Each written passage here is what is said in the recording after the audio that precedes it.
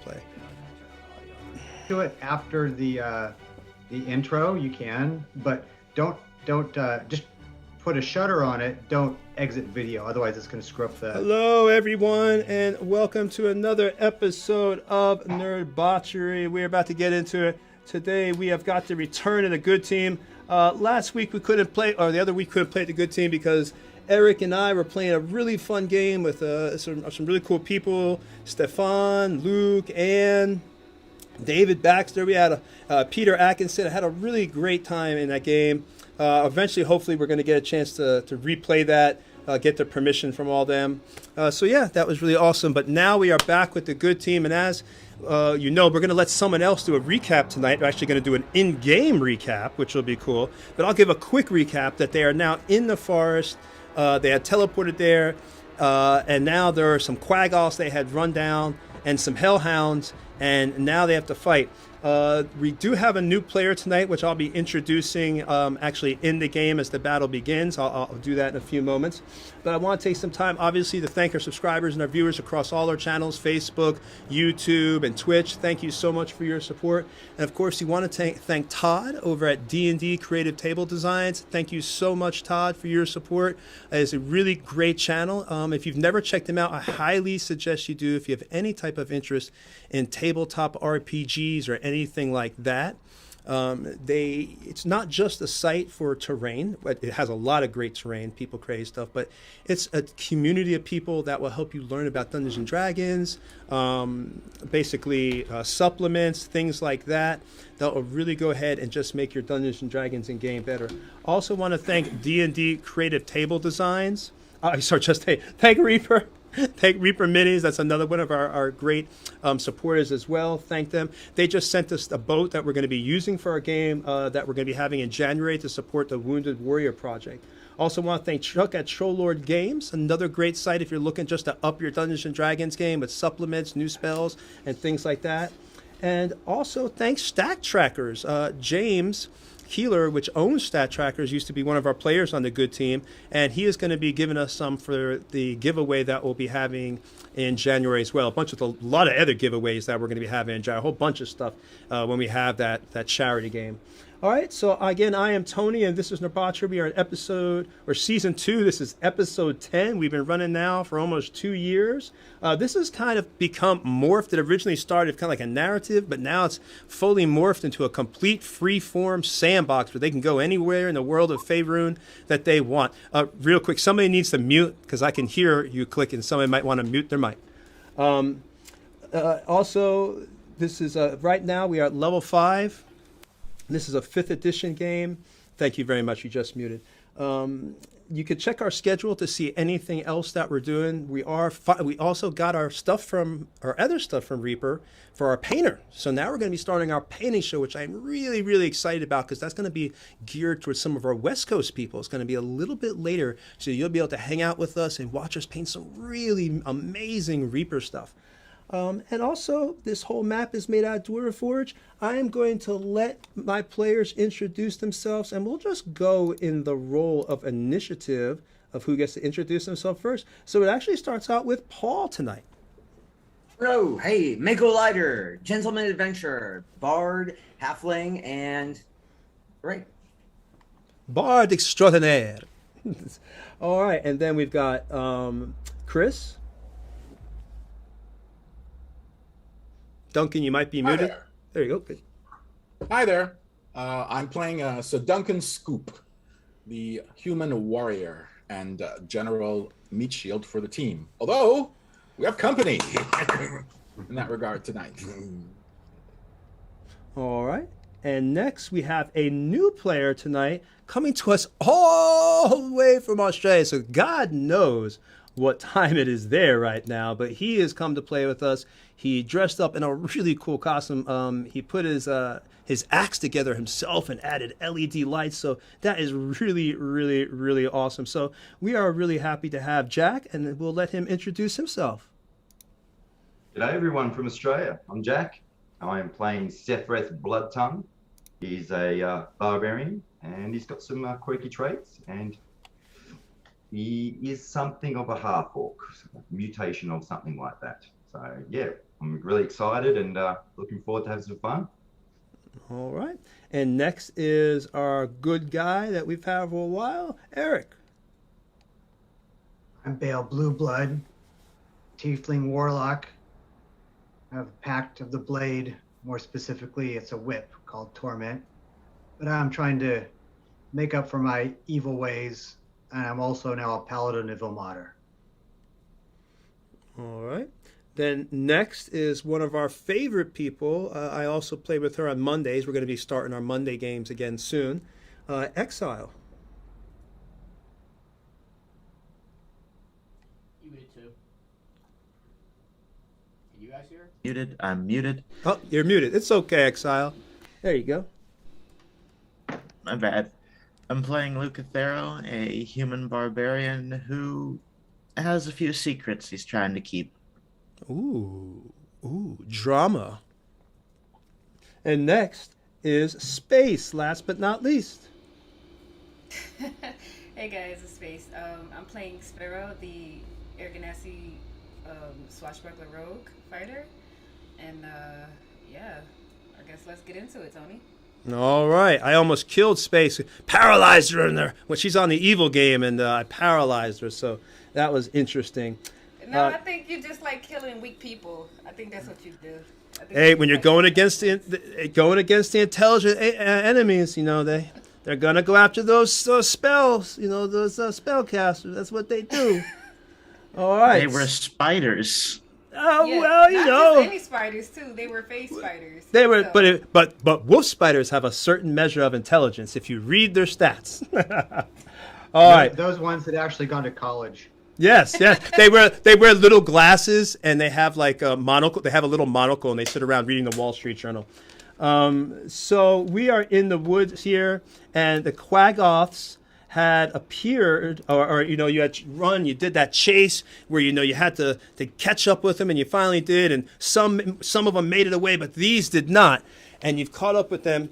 And let me sit down. I'll actually describe it here.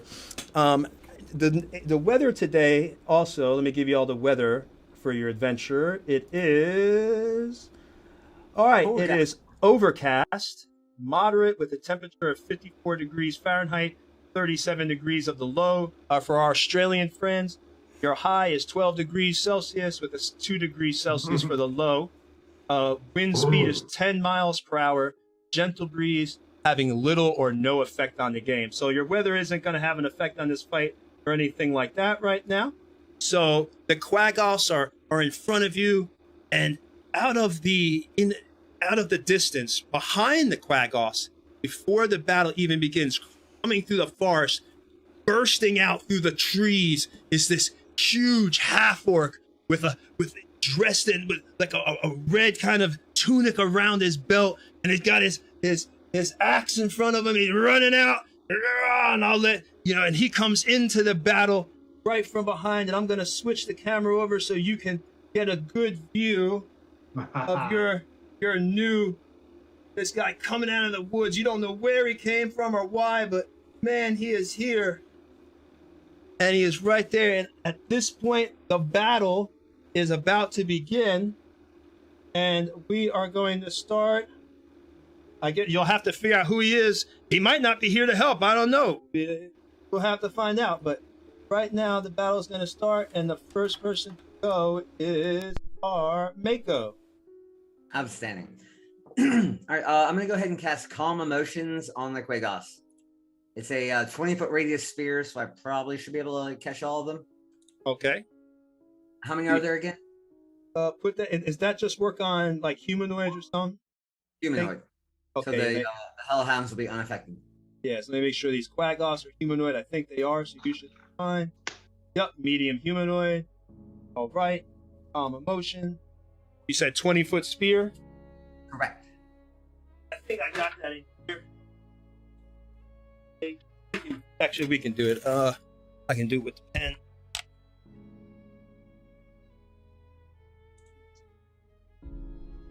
All right, so you're trying to get, I'd say you could get at least with a 20-foot spear if it's centered here. Definitely you can get 3 of them. Know that. 20 feet. 4. What? You know what? I think you could actually get all 4 of those. Outstanding. Yeah, it's a charisma saving throw. DC 14.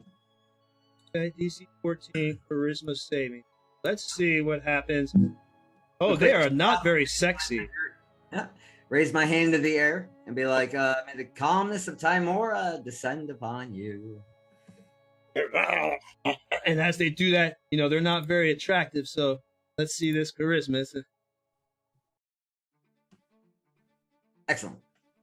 That's probably a fail for the first one, I imagine. Fail. Probably another fail. These guys got shit charisma. Yeah. Fail. And finally. Uh-oh. Yep. So that's 4 failures, a 10, a 5, a 10, and a 10. So, yeah, they just can't find it in them to have any sort of aggressive feelings towards us. All right, so you want them to be charmed or frightened? Let's see. It says if you fail, if they fail their saving throw, do you want them to be kind of friendly or you want them to run their asses away? Alternatively, you can make a target indifferent about creatures of your choice that it is hostile toward, i.e. us. Okay, so you kind of just make them... All right, so you make them just walk away? Pretty much. The indifference ends if the target is attacked or harmed by a spell, or if it witnesses any of its friends being harmed. So I'm going to yell to my allies, don't attack the Quagos! All right, but be careful of the Hellhounds. All right, so as you're doing that too, you hear another come. There's a small like road or going through the woods. It's not a road, but there's a woods. And coming through the woods, crashing through the side, you see a horse-drawn carriage with a man screaming, "Help! Stop! No! It's out of control!" And it crashes into the side, spilling the contents over onto there. And this man, he tumbles out, "Help me!"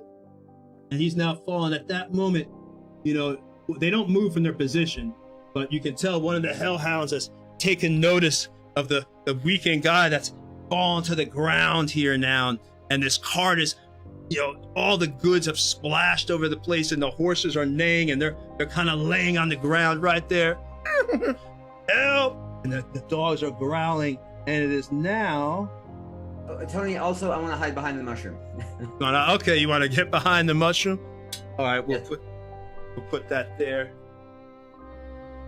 Behind the mushroom.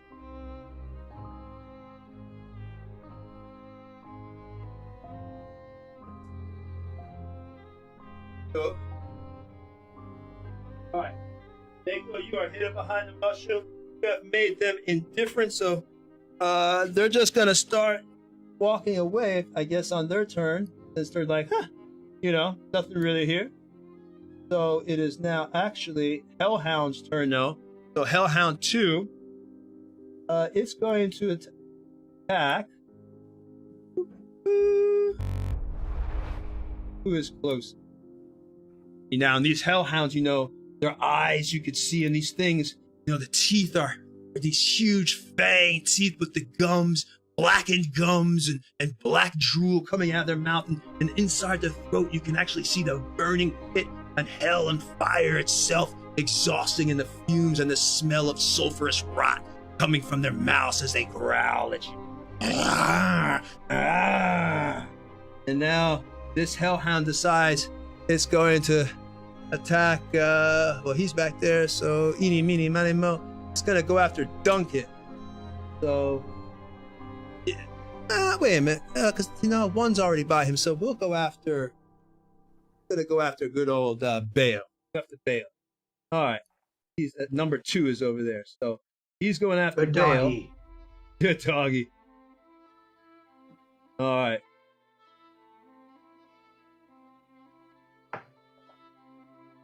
All right, so he's going to get over here. He's going to come running over here. Get right here. About 5 fail. He has. He's going to use. Make sure I got the thing for it. He's going to use his fire breath. That fire breath gets a 15-foot cone. So, bam! It's going to get all 3 y'all. Woo! 6. But y'all will pass the saves because y'all are some dexterous people. So, alright, so. Now, let's go ahead and fire breath. I'll put that in there. So you see it. The hound exhales fire in a 15-foot cone. Each creature in that area makes a DC 12 dexterity saving throw, taking 21 fire failed or half as much on a successful. I'll actually roll the damage. So here I'll take 66 damage. So let's roll that. What do we need for the dex save? Well, DC 12. All right. Wish me luck. I'm gonna roll the damage.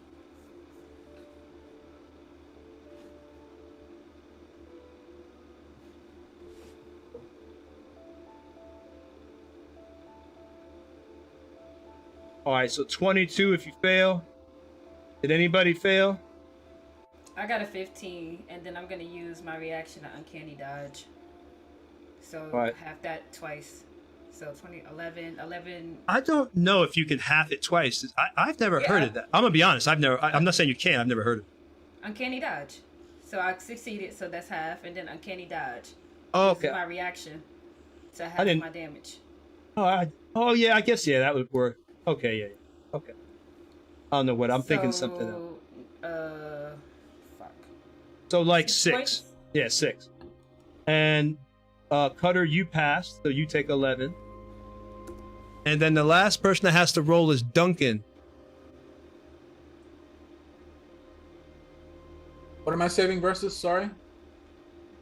12. You gotta get a 12 or higher. On is it Dex? Dex, yes, Yeah. Dex save.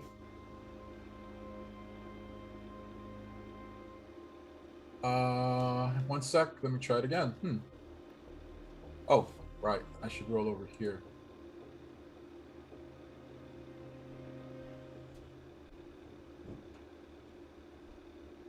Do I click on the actual Dex stat? Or... Yeah, just click on Dexterity. Okay. And I'm trying to get it in there, Paul, but Zoom is being wonky. But yeah, click on Dex. It's not happening. I don't understand why it's not sharing. That's weird. Well, here, hang on. My Make Dex. sure that.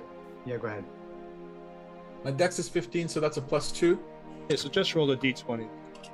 15's plus 1. Yeah. Oh, plus 2. My bad. I'm sorry. Oh shoot, sorry.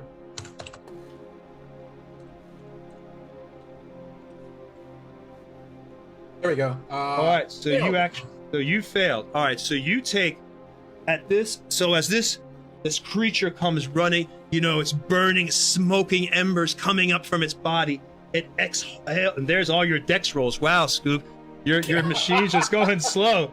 Yeah, wow, bro, you were clicking away. All right, so it exhales this breath of fire that goes on all 3 of you. Your clothes and everything start burning. Now, luckily, you see Sparrow. She's able to deftly get out of the way using her rogue-like, cat-like dexterity. She flips above the flame, whipping off her little bit of her cape that's on fire and putting it out. Then you see, Bale is able to turn his tiefling body to it. He's kind of used to fire a little bit, so it doesn't seem to hurt him as much. He just is able to get out of the way. But unfortunately, you, Duncan, you are not able to get out of the way, and you take the full brunt watching this yellow and red flame wash over your body. You feel it burning your eyes themselves as you literally feel like you're inhaling flame and swallowing it into your body. The first breath burns your lungs, burning the cilia inside your lungs as you begin to cough up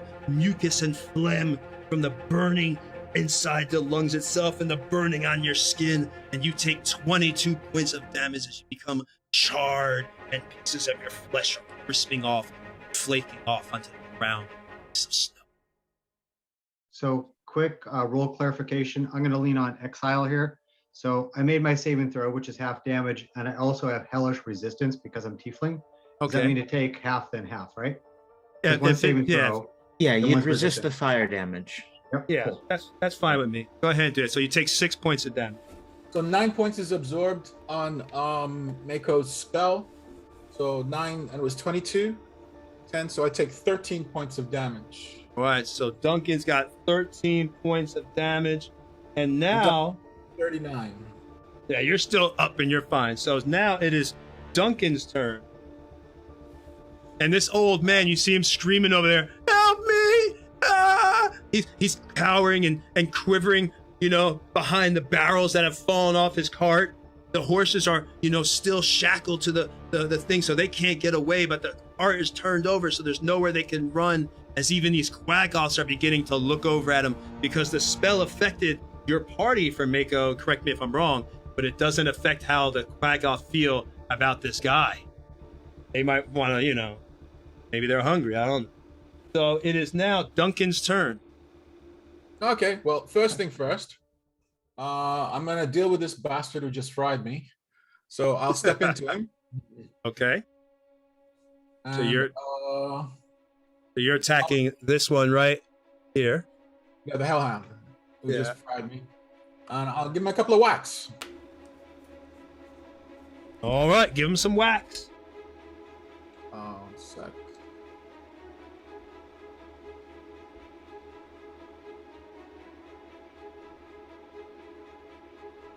That's a 20. Well, that definitely hits. And then Nice. second attack. That's a 14. That does not hit. Your second hit does not hit. I will use my action surge. Okay. And I'll give him another couple of whacks. Give him another whack. That's almost a crit. That hits. And another. Please, sir, may I have another? Man, you're dishing it out. And is second wind a free action, or It's a Hold bonus on. action. I will, for my bonus action, I will use second wind. Oh. 10 plus my fighter level.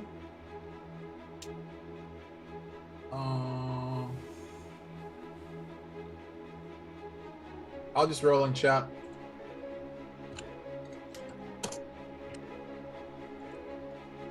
And I'm 7th level. 6. So I'll heal myself for 14 points. 14 All and 30, right. 49 and 4. I'm at max again, 52. All right. So there you go. You beefed it right back up. I say, have at it, dog. You think you can roast me and my friends? It's growling as you take Bad this hit. puppy. How bad do you hit it? How bad did I hit it? They just crunched into it. I mean, Yeah, I am bashing it mostly about the head and mouth. I'm trying to get its face turned into me and away from the rest of the group. Can I turn it, for example, so its head is not facing Bale and Sparrow? well, it's now looking at you because you went over there and beat on it, so it is looking good. at you. How many hit points did you take off it? Oh, I have one miss. Hang on one sec. I'll describe it as you're looking. So you went over there with your sword and multiple hits. You dashed and parried. Your first strike, you were able to slice a piece of meat off the shoulder bone of the creature. You didn't chop it all, it kind of just did a flake. And on your second hit, you sliced off an ear that went flying and hit against a tree and slid down and slopped to the ground with a nasty splurge of blood. And on your third hit, you're able to hit again that same spot, working the same wound as the hound yelped in pain, its fire coming from its mouth in frustration and anger. How many hit It was points? 22 points. Mine it is was 22. 22. That's exactly the same amount of damage it was going to do to you. Talk about it's revenge. fair. Talk about revenge. All right. Only fair, doggy. Take that. All right. So And, now. I do glance over my shoulder at the charging half orc. Can I monologue him? Or Sure. Go for it. can I yell, friend or foe?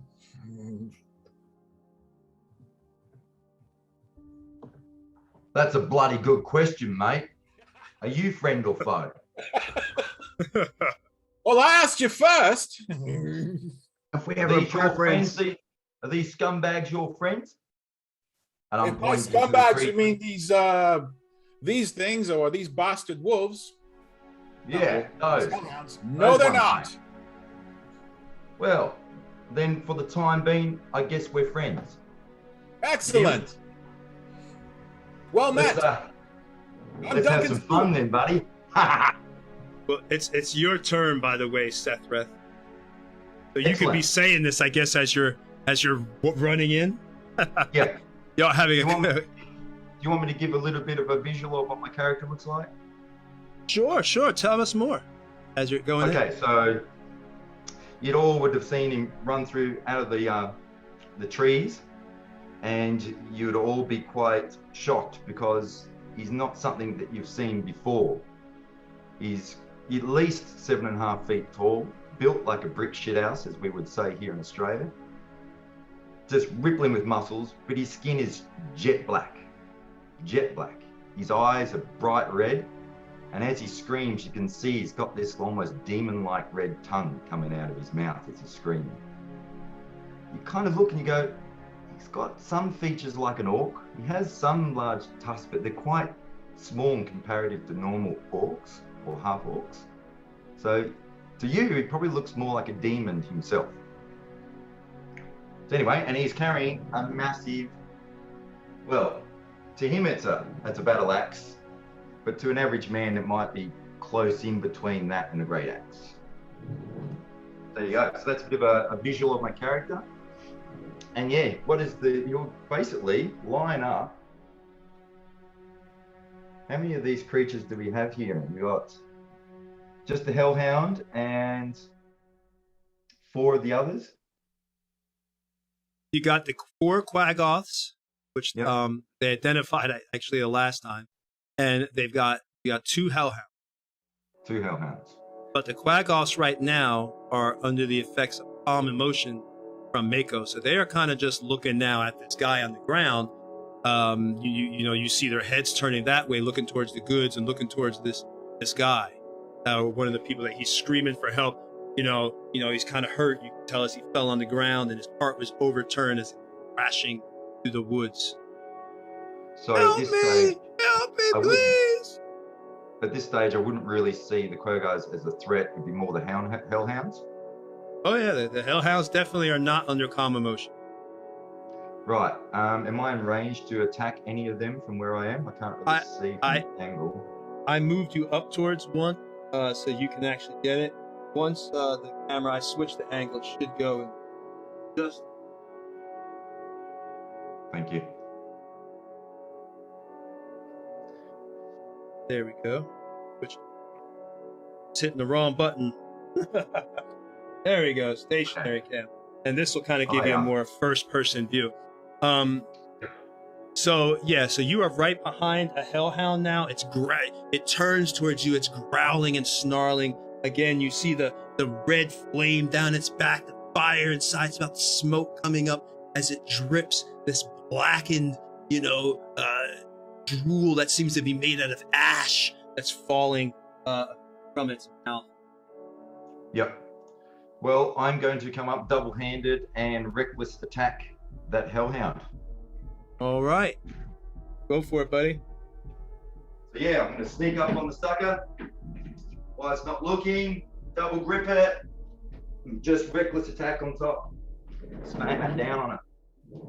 Smack it. Introduce it to the Widowmaker. Oh, you named it. I got a named axe on my barbarian. I call it Mercy. God have mercy. So double-handed, bam, submit roll. With that, so that'd be an advantage, correct? Submit. There's the roll. Surely that's a hit. Definitely hits. 13 damage so far. Yep. And another attack, correct? And that also is an advantage. Woo! Oof. Dang, Almost like a crit, baby. So close to a crit. So it says that reckless attack should be just at advantage, as well as They get advantage on you. yeah, and then they get advantage on me. Correct. Yep. So you've done 22 points. Damn, number 22 is coming up. I playing a lot. 22. You want to describe your hit, your attack, or do you want me to do? So yeah, like I said, I just come up from the side and literally try and cut the creature in half. And as I hit it, open up and scream to the sky.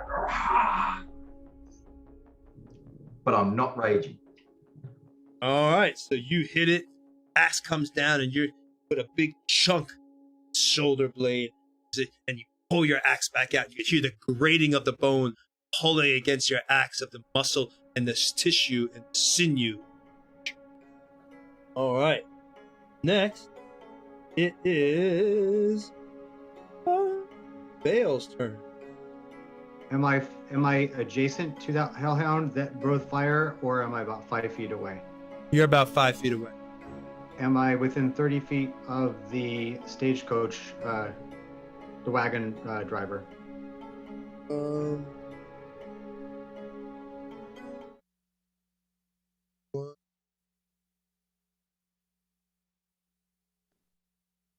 Six. You can get right up on him. You'll be one square away from him. Perfect. Okay. I'm going to go ahead and pull out my red whip torment and just let loose with it. Okay. Who are you going? You're attacking the hellhound? The one, yeah, the one that that got worked over by Scoops. Okay. Go for it. All right. Whip it good. Oh, we should have that song whenever you use your whip. Whip it Yeah. good. A little sound bite. We should. We had to kind of get that ready. Okay. Here we go. Gotta make sure to click the right buttons here. Okay. Normal torment. And so if I hit, I'm going to do a divine smite at level 1. I'll roll that separately. Okay, so here we go. Oh, They come up. not yet. I don't have anything on my Yeah. screen. There it goes. Is it 15 hit? Yes, it just hits. All right, perfect. So Just the whip, yeah. So I do 15 points. 15 points of damage. Wait a minute, I gotta make sure this is right here. Okay, ignore the divine smite. Sorry, so it's 7 points for the whip, and then I will roll separately my 2d8 because I'm doing a level 1 smite, not a level 2 smite. Okay, so here we go. So it's 7 points plus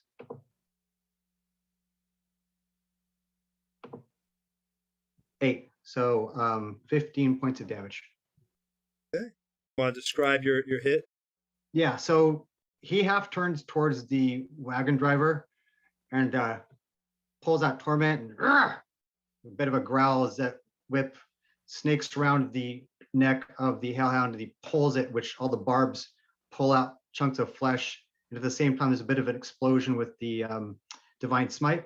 And then I will move my full movement so I can move up, and I want to try and protect the wagon driver. Excuse me, I'm sorry. Okay, I'll move you up there. So you attack the one by Duncan. You do a buttload of damage. Still up, but it looks very hurt as you have done that. The one by Duncan. And now you're moving up towards the cart driver. Yep. Now that hellhound, well, the hellhound is engaged with the barbarian now, right?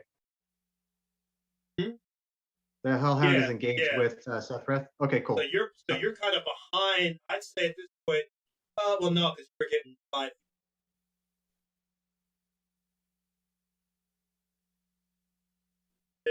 The only one that one is your new unknown friend.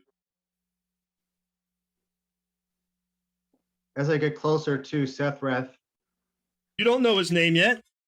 no, I'm telling you. As I get closer to him, I say, so don't put me adjacent to the hellhound. I didn't. I moved you past it. There you go. Cool. That's the delay. Thank you. All right. So I say, you don't look like much of a good guy, but then again, and I refer to myself. You look like a berry, mate. Very delicious. That's Now, what she said. not that kind of street. All right. So now you've hit that. You're near the driver, protecting him.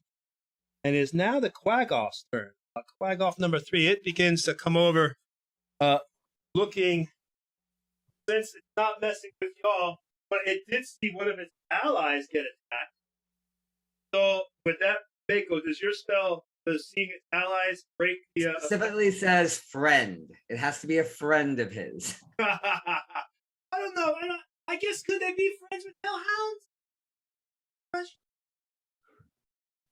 I would say... What even does friend mean to a Quagoth?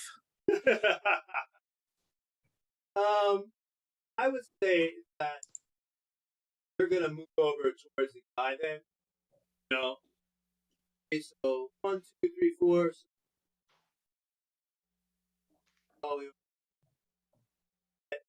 He's up on the rock where that's Quagoff turn. You can see him slowly moving towards this guy now. It is Hellhound 1's turn. And it looks at, it sees this half orc standing in front of him, muscles, bulging, with this axe. And this Hellhound, it decides to, it can't blow a fire because it sees its allies. So it's going to go ahead and just do a bite.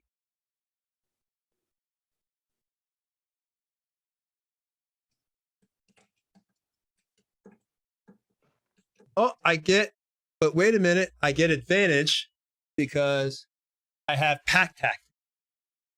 The hound's advantage. You get advantage on me. Oh, I get advantage anyway because you use reckless. So either which way, yeah. So either which way, it would have been an advantage. All right. Oh, what a shitty roll. I'm pretty sure that doesn't hit.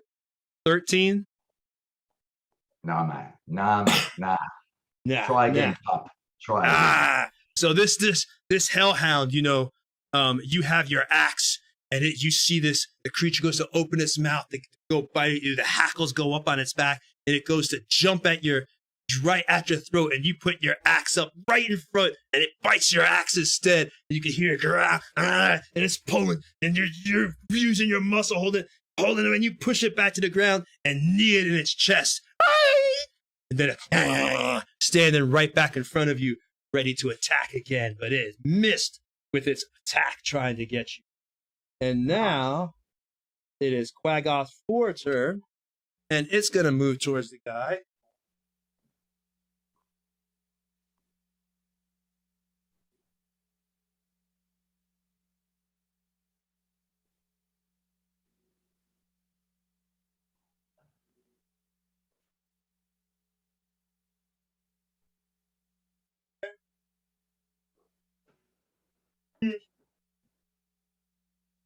Feeling a little bit surrounded at the moment.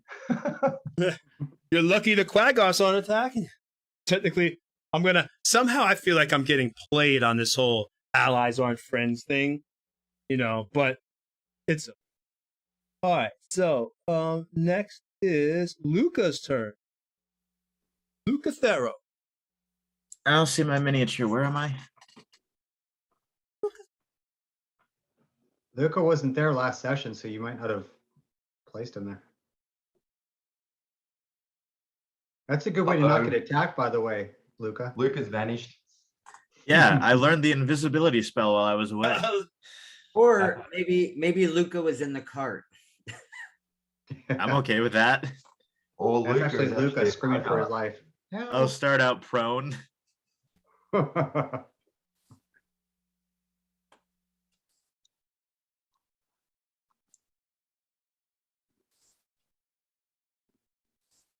Pause for a moment. There we go. I put Luca by the fire. Yeah. So we'll put Luca right there. There's the. All right, Luca. You're close enough to attack on either which hellhound. I'll go for Hellhound 1. That one's closest. Oh, well, hellhound 2 is actually, you're right behind it. There you go. Remember, one of the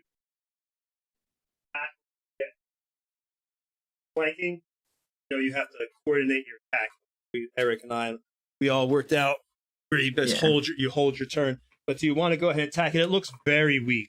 I mean, it's looking rough. You know, blood, you could call it blood is coming out of it from the wounds that have been inflicted on it. Yeah. Got a little limp. It's holding up its foot. Paw. Actually kind of looking cute now. Sad.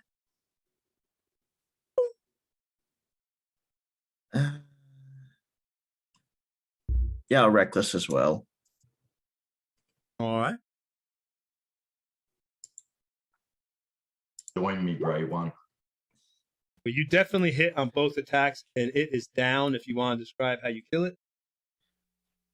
Luca just punches it to death. You gotta punch it. All right. So Luca punches it to death. You beat it down and one punch to get it to the ground, one stomp to break its neck. All right, so it's gone. It is out for the count.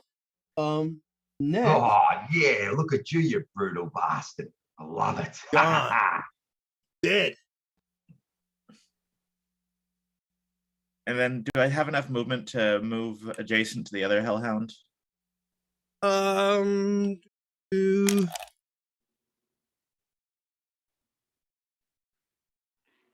Yes, you do.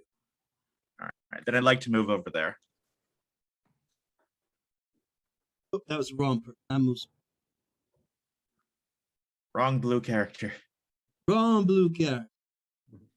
All right. So now it is Sparrow's turn. Unless there's something else you wanted to do. Nope. And this guy now, he's jumped, he's sitting up, you know, by his goods. Oh, thank you. Thank you for helping me. Please don't let them get me. He's kind of like moved himself up in between that tree stump.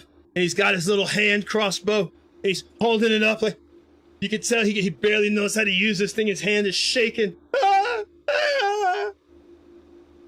All right, Sparrow, what do you want to do? I want to move up to the Hellhound. Okay. And then I'm going to take my first, well, not my first attack, my attack. I'm going to use my rapier. Get him, Okay. Birdie. All right, get him. 14. Did not make it.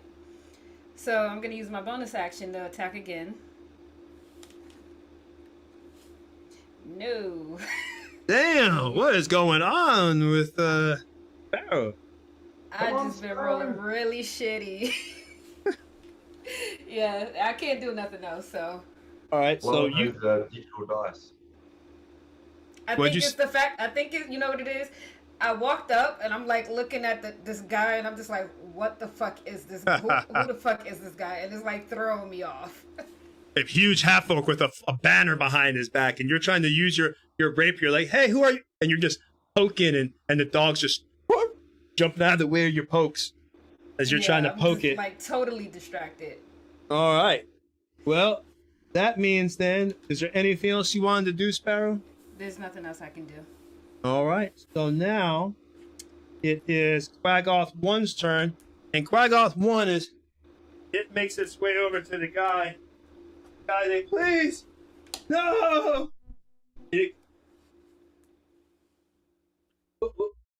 Calm down.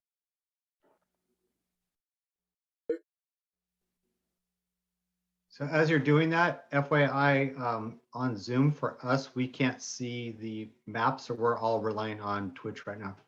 Yeah, I know. Well, I'll tell you. All right, so this guy, he moves up. He has to go around. He can't make it to the guy just yet. He had to go around y'all because he couldn't get through.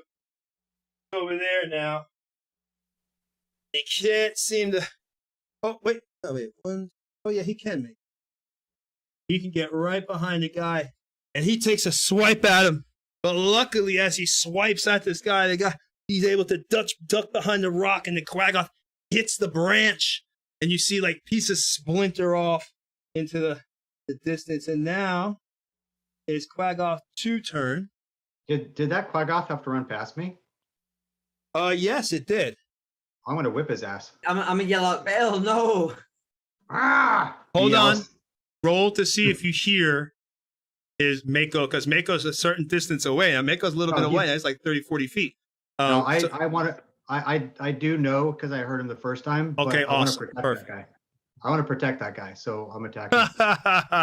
Well, Mako's like, wait. Yeah, I would otherwise Mako. All right, so All I'll right. attack. Oh no. Jack, dude, you got your outfit. You made it all nice. Built the axe, and you die. Yep. I rolled a 12, so I Just missed. kill me, Oh wait, mate. actually, I don't know. What is the normal cost of a Quaggoth? Quaggoth is 13. Sorry, that's not Just miss.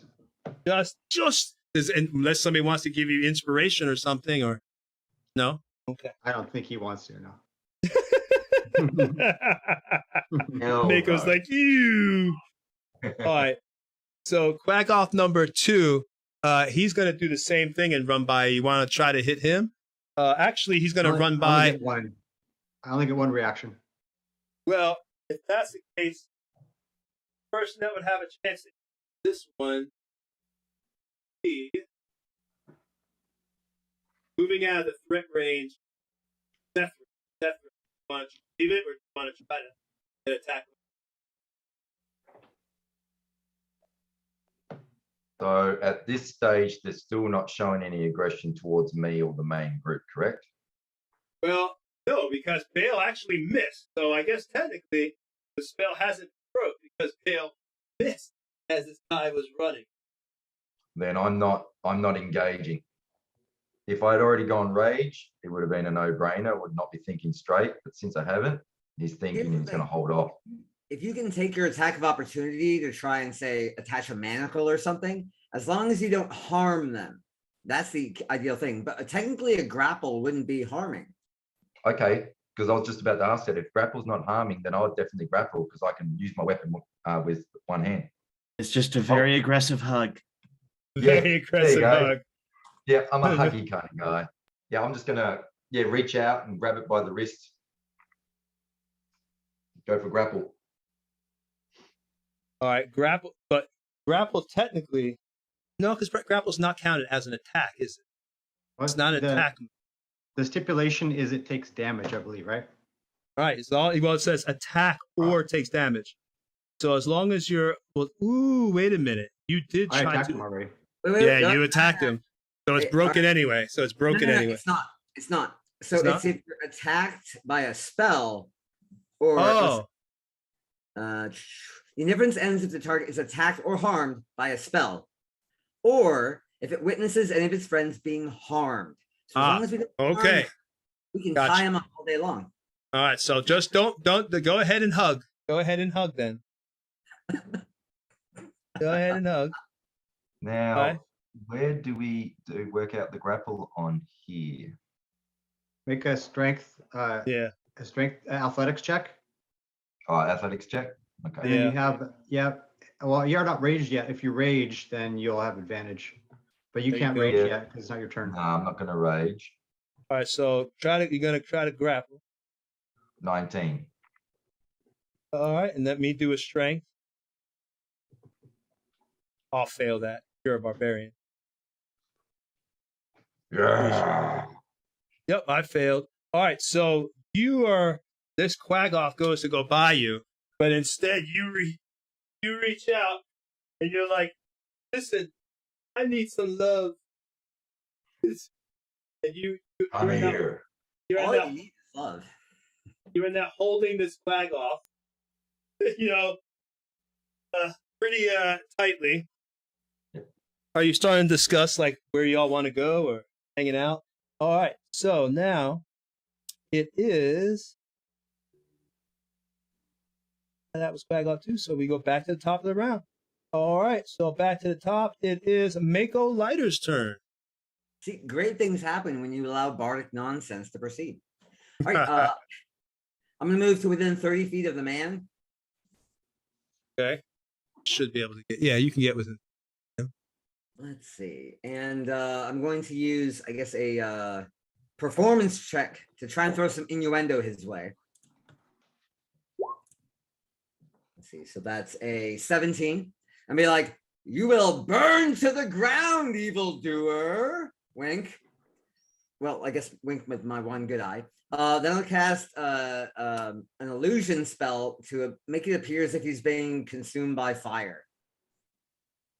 Which one? The Quaggoth? No, the man. Oh, so they don't touch him. Okay. Exactly. But the thing is, the performance check was to try and like hint him that he should probably act like he's actually on fire. Because then he might believe he's on fire. That would be a problem. Let's find out. All right. Because if he believes he's on fire, so let's play performance. Let's see if he picked up on your performance before you do your illusion. I'm going to just roll a wisdom, see if he picked up on that. Whatever. As long as he rolled, let's just say my guy was able to determine your performance. You can hear it. Oh no. Okay. Unfortunately, he's in the middle of screaming. There's a Quaggoth that just hit a tree around him. Dogs are barking, and your performance where you're like, don't worry, you're not on fire. It's all okay. Isn't being heard by him, sadly, at this moment. Can he get a save against the actual spell itself to see through the fire? Yeah, he could do that because he gets a spell on it. So go ahead if you want to try it. But it would be, well, you do what you want. Image,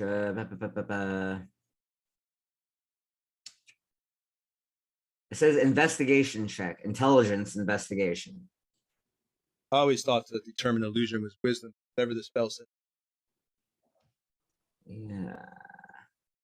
You're gonna cast a spell that might make him believe he's on fire and kill the poor cart driver. If only that's how it worked. But yeah. If you could give me an intelligence check, be a DC 14, and hopefully he can see through the fire. Let's try that.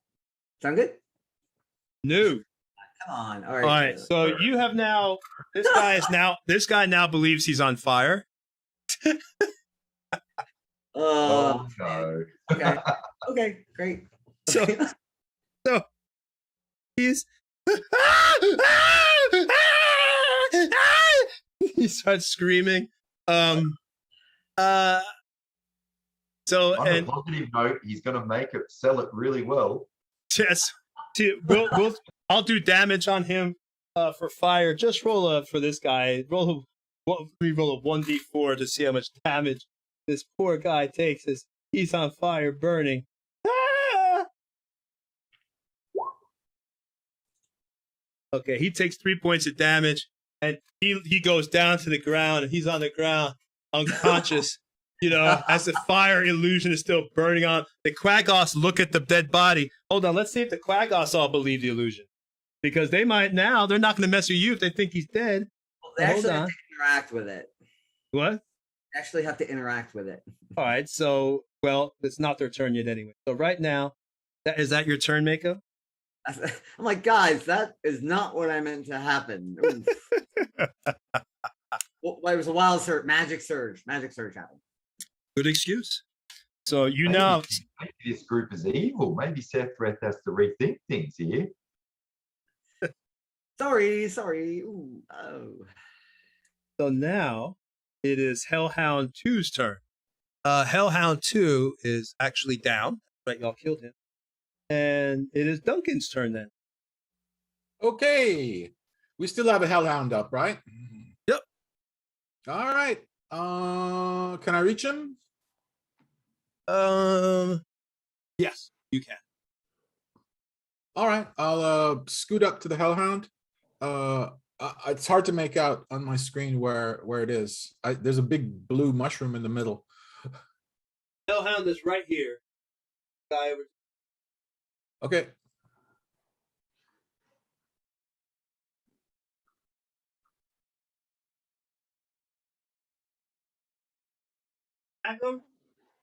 Yes, and I'll tell you ahead of time. I'll be using one of my maneuvers on it. Goading attack. Posting it in chat now. Right. Sick.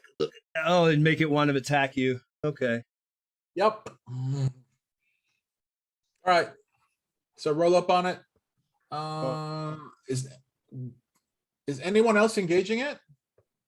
You've got your new half-orc friend that is right there with you, and then of course you've also got Sparrow behind it as well, trying to poke it. Do I have advantage, or would I have had to announce that? You have to wait, and you all do your attacks together. Like you hold your move, and that's how you get the I'll bugger that. I'm just flanking it. All right, smack away. That 15? hits. That hits. Okay. The Hellhound just hits actually. Then that is also goading attack. So he has to make a wisdom saving throw. Let me expand. He's gonna fail. My wisdom isn't all that good. Oh no! Did he make it? I think he made it.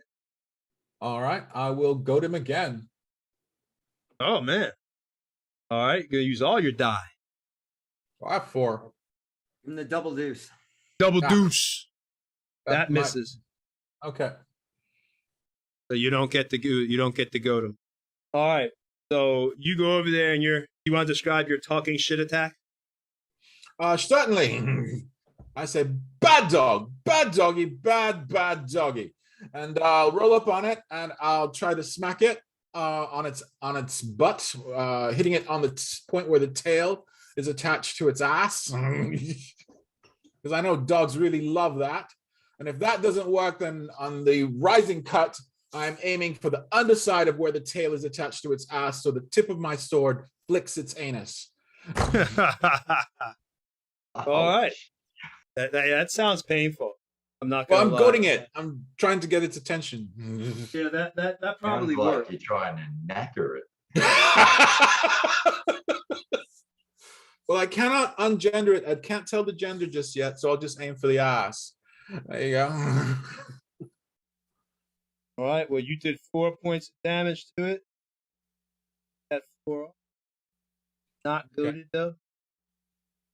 Yeah, it was more about the goading than the damage. So it's not- Afterwards, I'll take a. Actually, no, I won't. I'll save my free action, and I will prepare to intercept if it tries to attack someone else.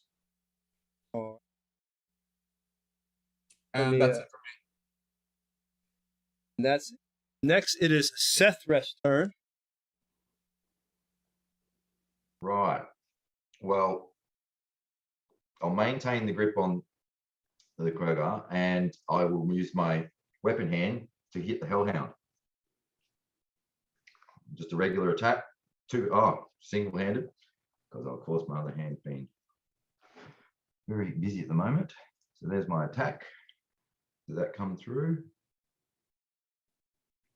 No, I'll try again. Roll 20 sometimes. Roll 20 There it sometimes. goes. Oh, that's terrible. So first attack's only a 13. Ooh, yeah. No, That's gonna miss the Hellhound. All right, second attack.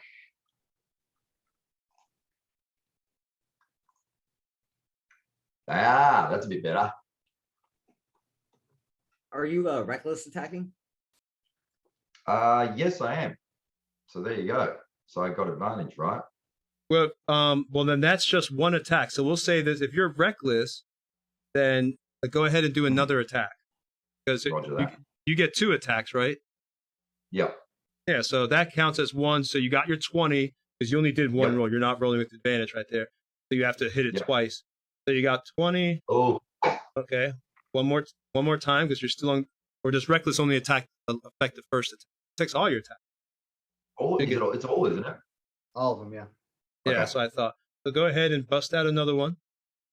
All right, so those 2 missed. You got 9 twice in a row. That sucks. All right, well, you got 20 on one, so you want to describe your first attack. You did hit it at least once. Yeah, as I'm holding the other creature, I just look down and just give a quick chop down. Really simple. And obviously the second one, I'm a bit distracted. Maybe the creature pulled and I just missed. So a bit lame, that one. So you hit it, you come down like you said, and you take a nice big chunk of damage of 9 hit points. You're whacking it once more in the head with blood spurting out and pieces of fur going to the ground. And now it is Bale's turn. Unless there's something else you wanted to do, Seth. Is that it? That's all. Thank you. All right, bud. So now it is Bale's turn. So does this wagon master still look like he's on fire and unconscious? Oh, yeah. The illusion isn't over as far as I know. So he's just laying on the floor. It looks like he's on fire. All right. Or illusionary fire, I guess. If he's unconscious, he won't take any more damage from the fire. Nope, he will not because there's no longer an illusion in his mind to believe. So he's just out. Cool. All right. So now it's time to start taking on these Quaggins then, because we're after them because they were going to go to their masters, and that's the whole reason we're chasing them. So We still have a Hellhound up, right? yeah, Yeah. he's grappled though. That's fine. He'll be dead soon. And we can tie up the Quaggoths without actually having to fight them. Are they going to allow us to tie them up? Why not? They're indifferent towards us. Would you allow someone to tie you up if you're indifferent towards them? If I were magically indifferent. Well, Magically indifferent. That's my favorite cereal. All right.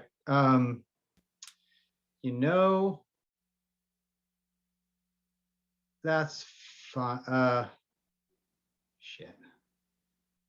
Okay, I'm going to go ahead and walk up to the guy that's on fire.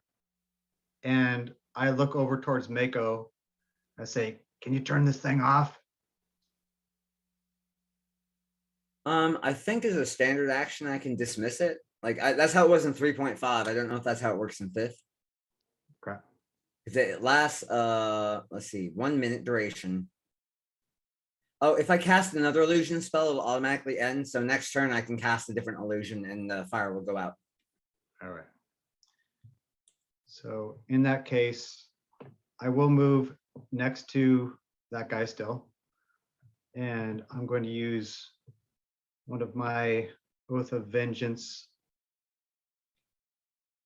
divinities, which is abjure enemy.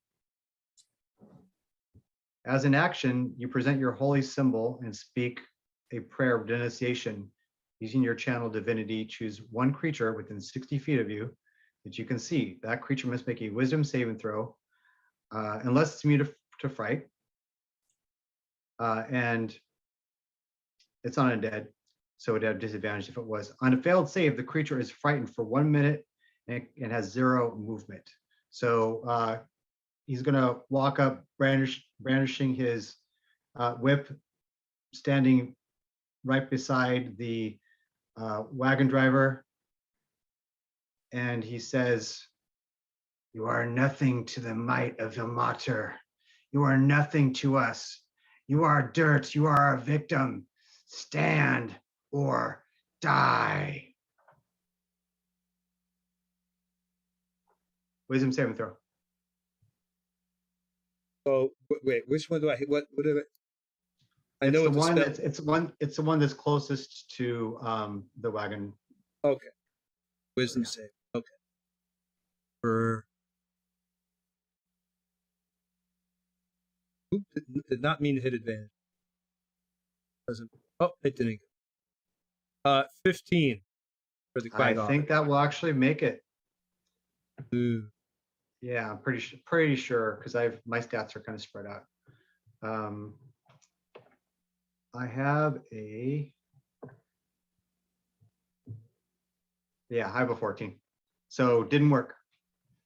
All right, so this creature, you still see this Quag off with its bestial look. It's lurking over its paws, and you try to tell it, but it just shakes it off and is able to keep on pushing through. And now it is Quag off 3's turn. The flames of the illusion are still there, right? Yes, sir. And all right, so all right, Quag off 2 is grappled. Fiddle the thumbs. He's got a big hug going, and basically, I guess, new buddy is having a conversation. That one's grappled. So number 3 is actually the grapple. Stuck right now. Talking to, well, you don't know his name yet, but technically he's talking to Sethra. So now we move on. Let's see if I can break out of the grapple. He doesn't really want to so much. So He can attack at disadvantage. well, he's so far right now. The Quagoth isn't different because no one's been attacked. You haven't put any harm to his friends, right? Got you. Yep. Sorry. So Yep. he's kind of just going to look. This thing doesn't understand your language unless you're speaking the language that it speaks. So it's kind of starting to get annoyed. So it's going to try to break out. Wondering what's going on. At this point, it's starting to get a little pissed. So let's see if we can get out.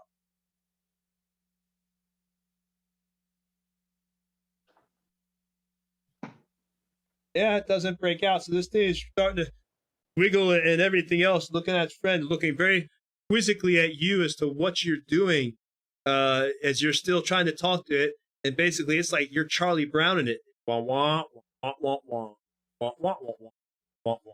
Has no idea what you're saying, trying to keep it. But it's still kind of indifferent at this point, but it's looking upset. All right, so next is Hellhound 1. Hellhound 1 is up.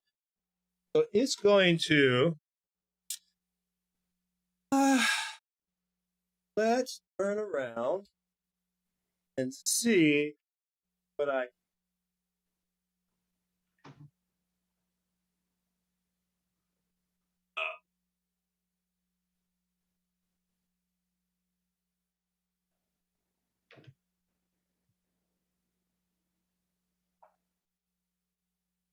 one.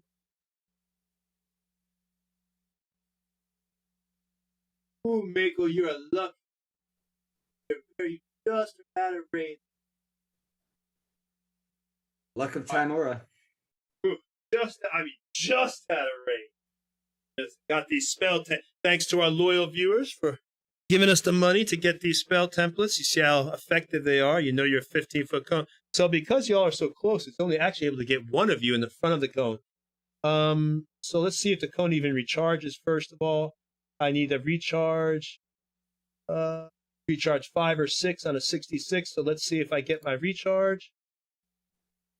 No, I did not. Bastard. So all it's going to do is bite. 1 to 2. It bites Duncan. Well, no, you know what? It's going to keep biting the barbarian because the one that's hurting. So let's try to bite the barbarian. It's an advantage because you did reckless attack last time, correct? Is that correct, Sethreth? You did reckless attack last round? Yep. Still on reckless. What'd you say, buddy? Still reckless. Okay, cool. All right, so it's advantage attack. Ooh, that looks like a crit. Yep, that's a crit. Ow. Our first crit of the night. All right, so this hellhound turns around. It's still looking at you. You've put your axe into it.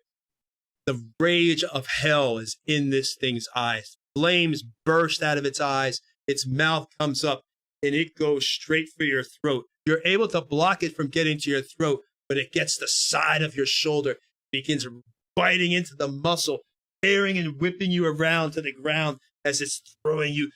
Now you're big enough that it can't completely whip you around like a rag doll, but the teeth you can feel it sinking into your bone, into your flesh as the chunks are ripping away. It's trying to pull it away, and it actually pulls a nice big chunk of flesh. You see the muscle strands tearing and pulling as the flesh doesn't just come off, it snaps because the flesh is trying to hold it on like rubber bands, and the pain is excruciating.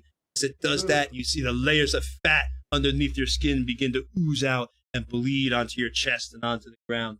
And you take a total with that crit of 11 plus 15. That is 26 damage.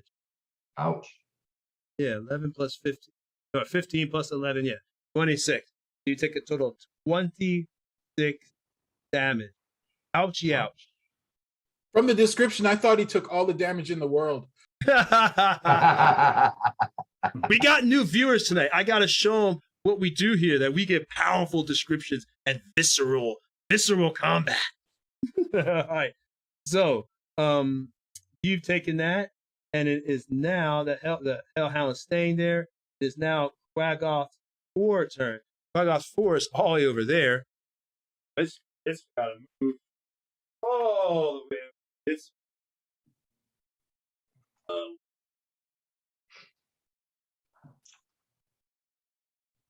Flaming mutt.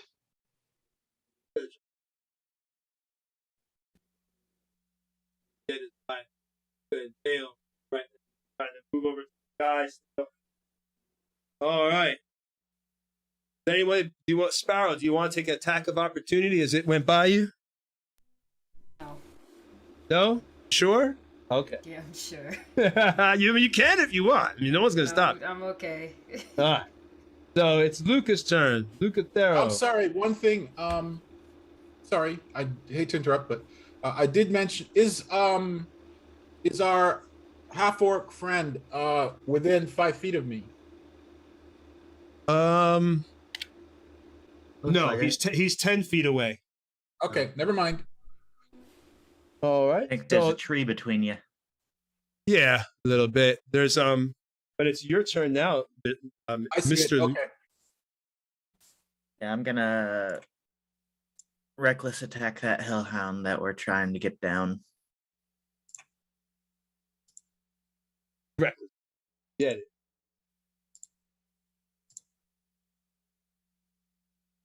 Some decent damage too. Boom. Ooh, what did you do? Let's get back over there. 25 and 23 to hit. Ooh, that hellhound? Yeah. At 12 total damage on 24 each of them. damage? That hellhound's down. Want to describe how you kill it?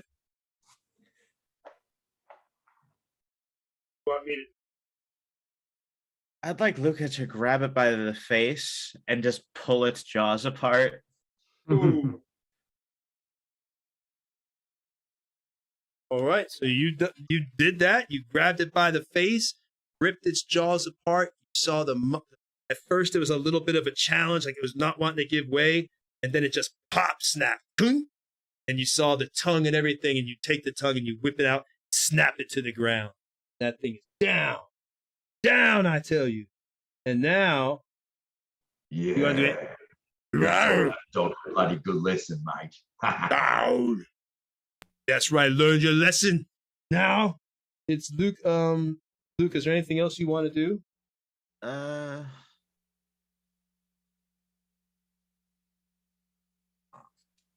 Like the Quaggoths aren't hostile to us yet, are they? No, one's being held. They're just being indifferent. And I'm good. All right. Trying to do the critical hit sound. Got sound effects. So a little late on that. All right, so it is now Sparrow's turn. What would you like to do, Sparrow? I have no idea. I'm gonna walk up to the guy. How tall are the quag? How you say them things? How you say? Quaggoth. And I hope I'm. Yeah, I think. How tall are they? I'd say they're medium. Let me see. Let me go right to it right now. It's a medium humanoid. Medium humanoid. Let me see if I can show you the picture. There you go. You should be able to see it now in Roll20 if you want to see the picture of the Quaggoth. Oh, that thing is ugly. Okay, so I'm gonna move 30 feet towards the guy.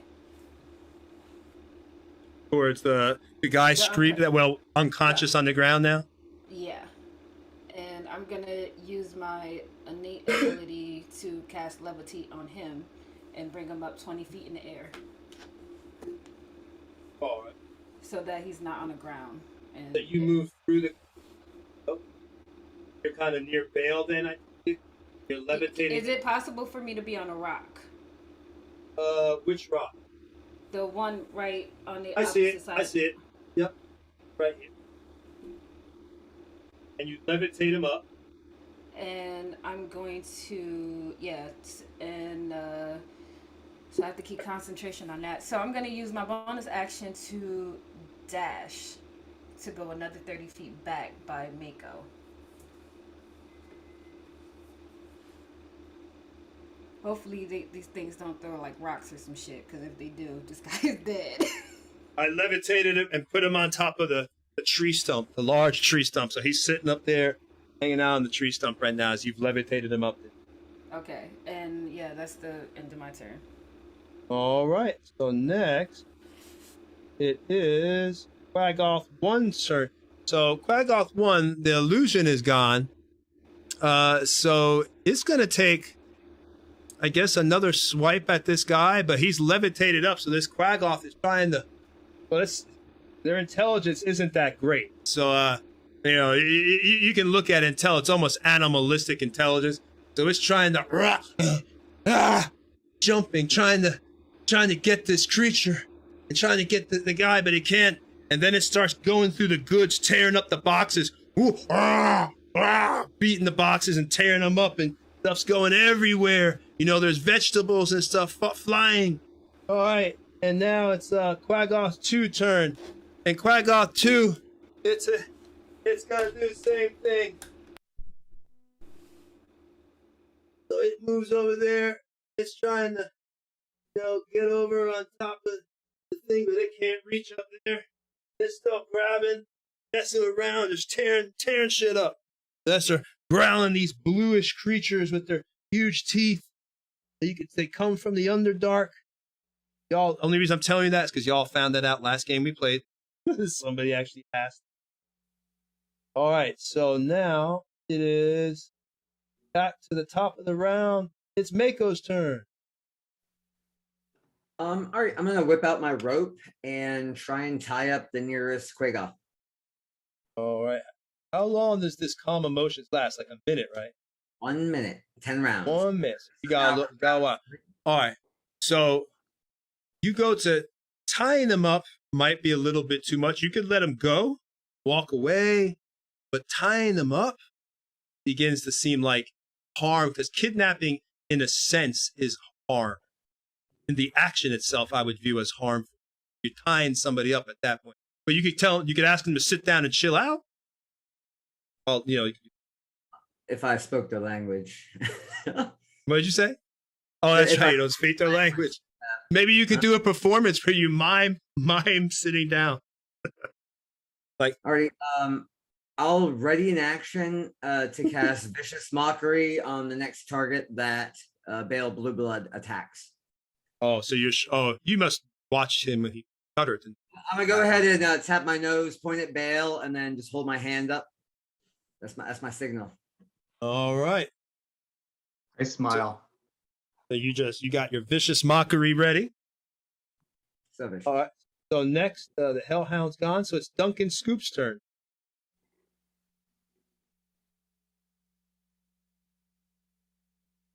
Muted. Hey, Chris, sorry. you're muted, bud. Yeah, I mute when I'm not talking. Both Hellhounds are down. Yep. Now wouldn't be a bad time to set up some flanks and stuff and ready to actions for back. To the levitating wagoner. All right, so you move towards the levitating wagoner. And I'm placing myself between him and the Quaggoths. Well, he's up in the air. He's safe right now because Sparrow has levitated out of the reach. They're kind of like all around the tree. All right. I thought he was like 10 feet off the ground. The Quaggoths are pretty big. They might reach up and yank him or something. But fair enough. So I'll say that he just out of reach of them being able to grab you. They're medium humanoid. So it's kind of like a 10-foot, basket. I can't. Okay, I nod to Sparrow. And I said, well done. And I mentioned, I assume they don't speak our language, so I'm just going to say, we can't let any of them get away. And I'll get behind the closest one to me. That was actually fine.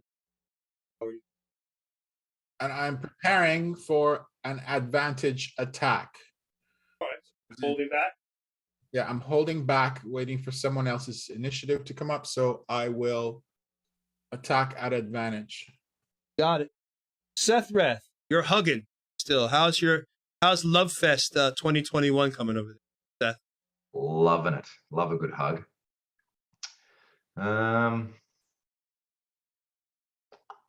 If I go and try and trip, that's going to be considered as an attack, right?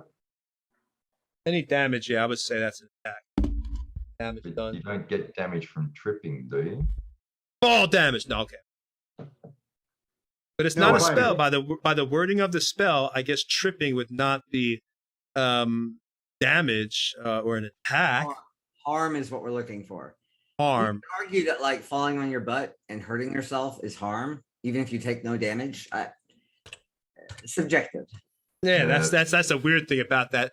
I would say anything that would be viewed as an aggressive action, like if you wouldn't want someone probably tripping you or tying you up, but asking you to sit down or something, things like that, probably normal.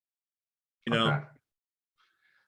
All right, well, if that's the case, I won't do that, but I will sort of manipulate with the grip and circle around. So my back is then going to be facing towards the tree. So I've got no creatures to my back.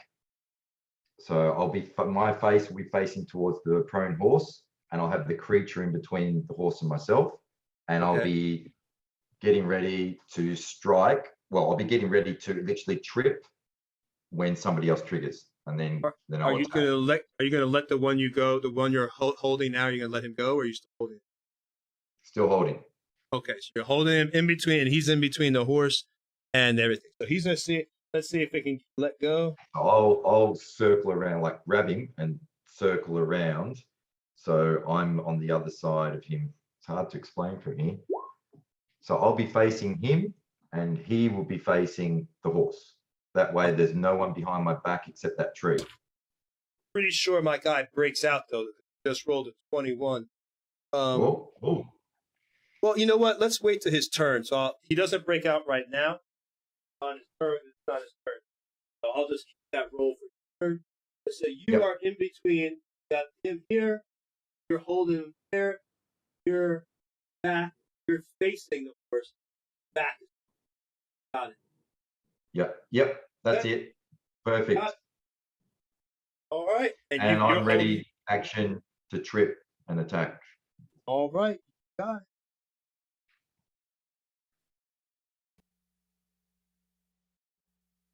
it. It is. I just look around the group. So what do you lot want to do with them? We're going to kill him or let him go?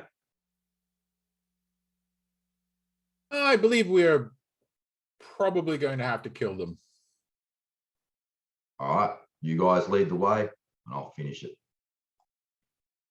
Well, Matt. Thank you for your assistance. Somebody smack it. Everyone, just make sure you've accounted for every one of them.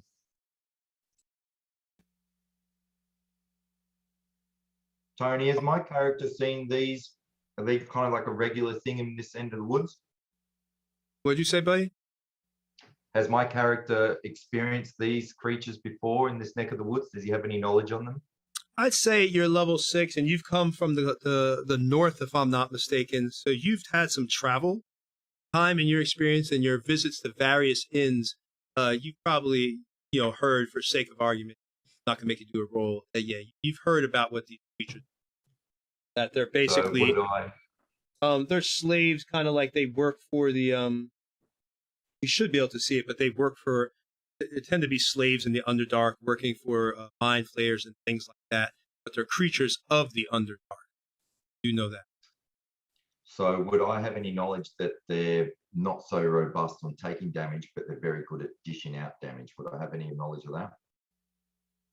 Yeah, I'd say you'd know that by the look and size of them and your combat ability, you'd know if they're strong and able-bodied creatures. Keep in mind, they don't take damage very well, but they give it out pretty hard. So you want to hit really hard and fast when we go. This group goes hard. All right. It's Bale's turn now. Oh my. Oh. Thanks for the tip. I turn towards whichever Quaggoth is near Scoops, because I know Scoops is kind of has his blade raised, ready to strike. Is there one that you had lined up? Yep. Yep. He's right behind you. So you can easily hit that. Okay, cool. So I'm going to go ahead and I'll use. Yeah, I'm going to go ahead and use a bonus action and cast Thunderous Smite. So there'll be kind of a vibrating kind of effect around the whip. And then I'm going to go ahead and strike with it. And then I guess my buddy Chris can roll at the same time. All right. Okay. Do it up, guys. The moment I see Bale move, I'll step in and give the Quaggoth 40 whacks. Back it. At advantage. 2023. That definitely hits. And again. God, I'm just stinking up the place with this damage, though. Good Lord. Oh, what? Oh, what a bad crit. I'm sorry. Wow. That's terrible. so I got a crit. 25 was a crit. Okay, so I got a crit, and if you remember, I did Thunderous Smite, so I get to roll 46 for that. Woo! Okay, good after all. So 13 Yeah, plus maybe. 10, 23 points of damage. Plus And I'm eight. also going to do a level 1. Actually, you know what? I feel like we're probably gonna kill this thing. So that'll be it. All right, so let's do Scoop. You did your damage first there. Flag off 4. Yeah. Just wondering if I should roll a superior, if I could do some superiority dice on him as well. Yeah, I will. I'm gonna goad him. Okay. This So I'm breaks, down definitely breaks the spell that was on him, so they're going to be ready to fight now. Yeah. Was that damage? Well, I mean, if he dies, it could be say that he wasn't harmed. He didn't feel any pain. He just died. You sent them to a better place. The vicious mockery goes off. He gets a wisdom save, DC 14, or has disadvantage on his next attack roll. He also takes 2 psychic damage. He's also got a goading attack on him, so he has to make a wisdom save.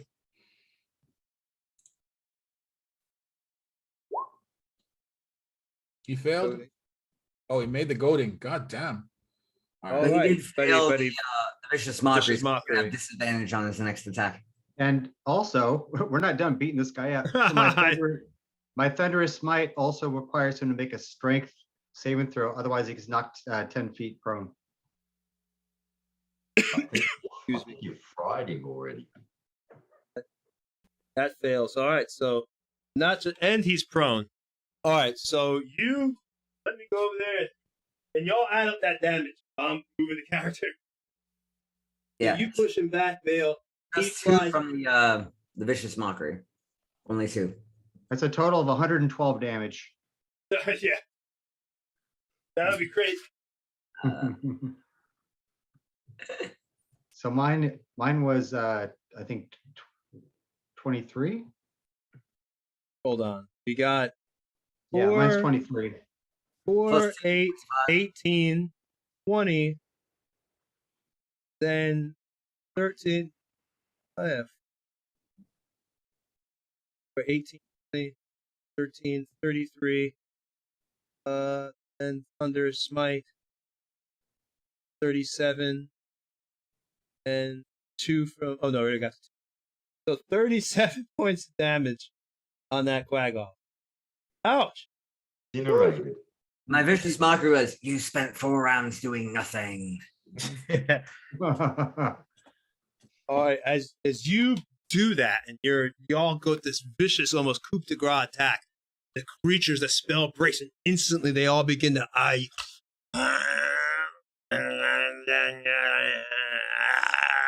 But the one got extremely hurt. They saw that their one creature, their ally, their friend, just got totally blasted. As all y'all did this huge chopping attack with a whip, swords, and even just out of cruelty, Mako talking shit while it's happening. Like, yeah, bitch, yeah, bitch. Oh, you got knocked the fuck out. All right. So now it is Quaggoth 3's turn. So Quaggoth 3, it broke out of that strength thing, and you were holding a trip though, right? Since I delayed my action, am I able to jump in? That's right. So your trip attack goes off. Go ahead and try to trip him. I think I have to roll a strength save to wait it or something. I'm assuming that'd be athletics again. What'd you say? Use athletics to do the trip. Yeah. That thanks for trip. Then I have to do is test it, Frank. Oh god, that's crap. Yeah, but don't worry. Oh, I just beat it. All right, so you don't trip him. He's able to stay up on his feet as you try to do a trip shot. And now, Do I get advantage considering I've got him grappled? well, he broke out of the grapple with the 21. Remember, Do I I rolled not it. get to try and counter it? What'd you say? And this is before. Do I not get to try and counter it because this is before that creature's actual turn? Well, that's what I was saying. I saved. You know what? I'll roll it again. I'll tell you. I'll just roll another one again just to see if I get out. Since I rolled it early, it's a strength save. You can roll it again to see if you can counter. Let's see if we can hold it. And we're doing this off athletics again. Yep, I'm pretty sure I'm going to win this one. I just critted. No, Oh my you God! don't. So did you bastard! All right, so you're trying to get out of there, trying to break out of that grapple as you're you're desperately you're holding on to him, but you weren't able to trip him. He was able to avoid the trip as he was trying to break away. All right, so now, that was its turn, so it's restrained. It's going to try to attack you then, since it can't break out. It's going to it gets 2 attacks, but this will be at disadvantage since it's restrained. So we'll do a claw attack. I get 2 claw attacks, both at disadvantage. Can he do 2 claws when I'm holding one of them? Because I've got him by the wrist. I say you just got him by the waist. You give him a big old loving hug. All right, so that first one misses. Definitely misses. I missed either which one. No, that means you got to RKO him. I'm armor class 14. Oh, it's a 6. Yeah. Okay, sorry. And then a 6 and a 12. So I missed both times if your AC is 14. So this thing, you're holding this quag off. It's trying to claw into your back, but your tough ogre skin, you flex your muscle and it tries to scrape you, but its nails break. And you're just like, oh, yeah. Yeah, baby. All right. So now, it is Quagoth 4 turn. So Quagoth 4, it comes over. That one is the one that's been knocked on the ground. So it's prone. It uses its turn to stand up. And it's right next to Mako. That's where it was blown 10 feet back. And now it's going to try to attack Mako because it's not going to move. So it's going to try to get Mako with an attack as this thing stands up in rage. I mean, these things, it's blue-colored fur. You know, it's blackened eyes, its teeth dripping, just looking at you with hate and detestment for what you had said. You know, because although you can't speak its language, vicious mockery still works. So it understood, even though you don't even know what the hell you said. You might have been talking about its mom. You don't know. Just talking shit, man. All right, so now it goes for an attack. 2 on Mako. And Vicious Mockery, I'm at disadvantage for these attack, right? Yes, sir. All right. Sure. Advantage. Attacking Mako. That's not going to hit. Oh! That might hit. 21 Mako? That hits. I've rolled dual 21s. All right. So the first attack hits. Let's see the second one. Disadvantage.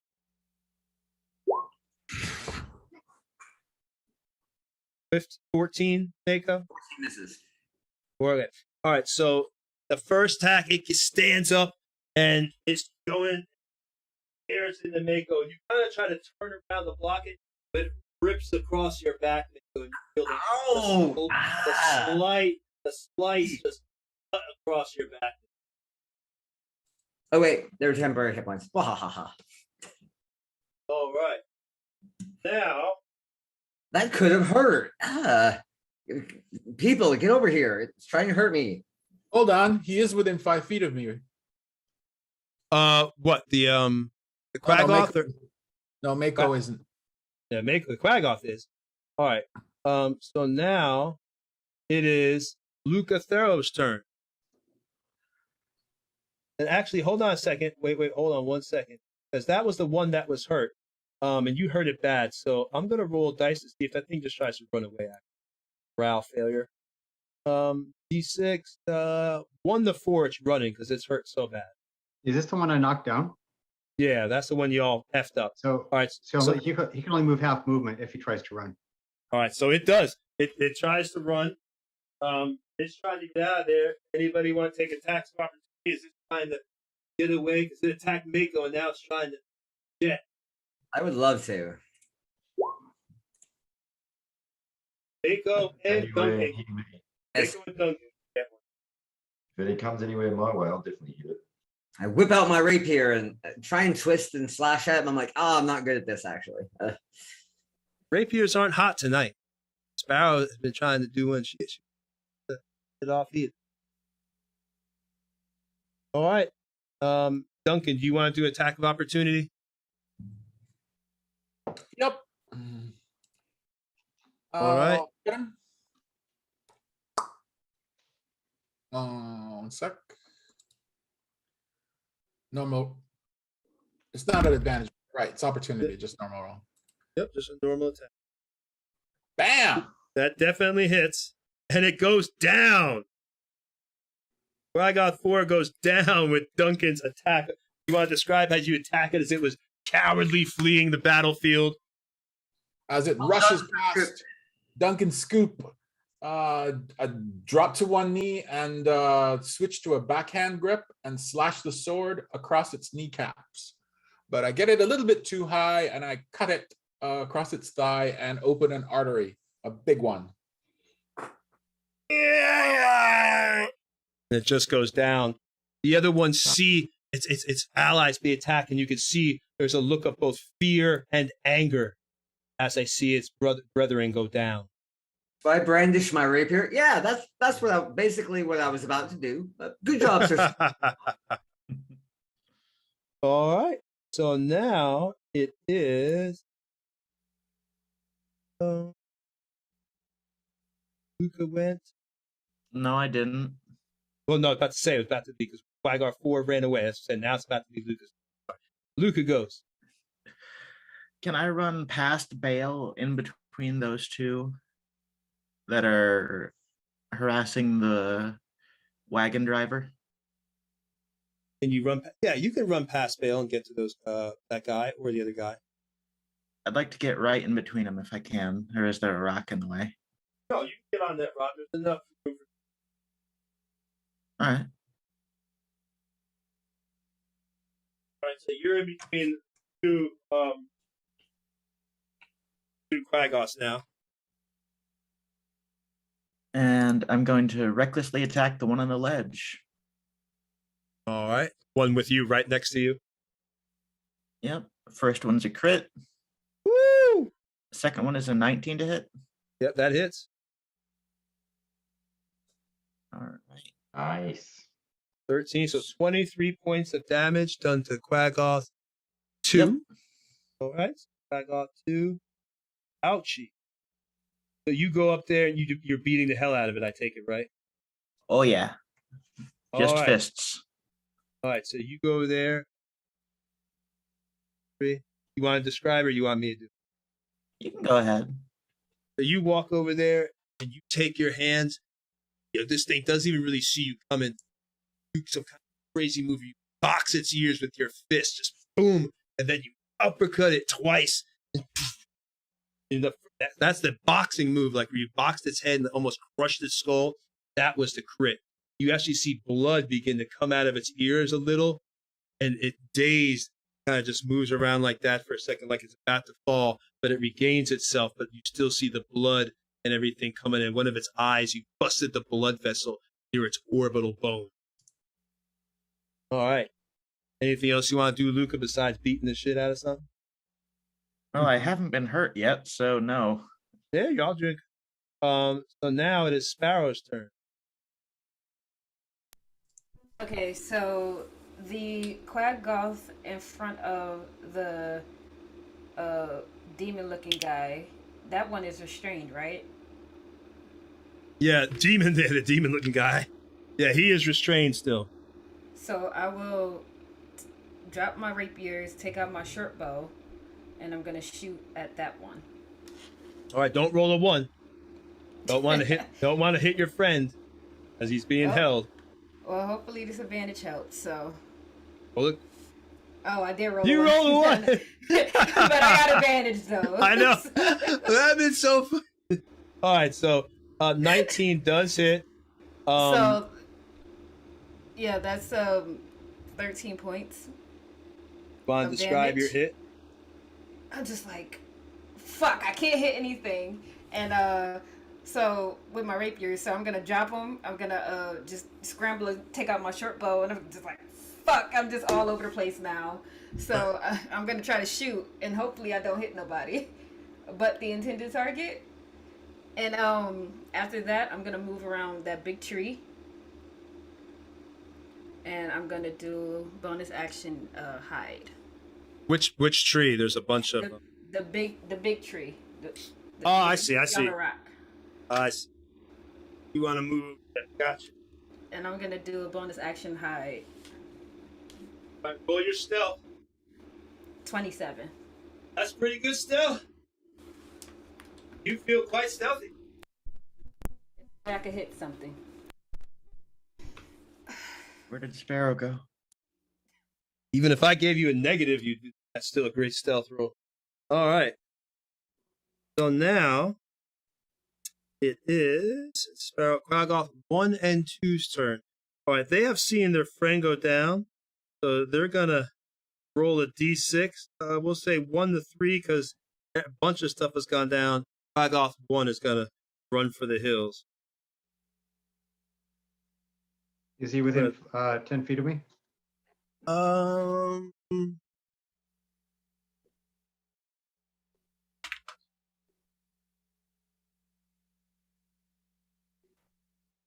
No, Quaggoth 1 is not within 10 feet. Quaggoth 2 is. Okay.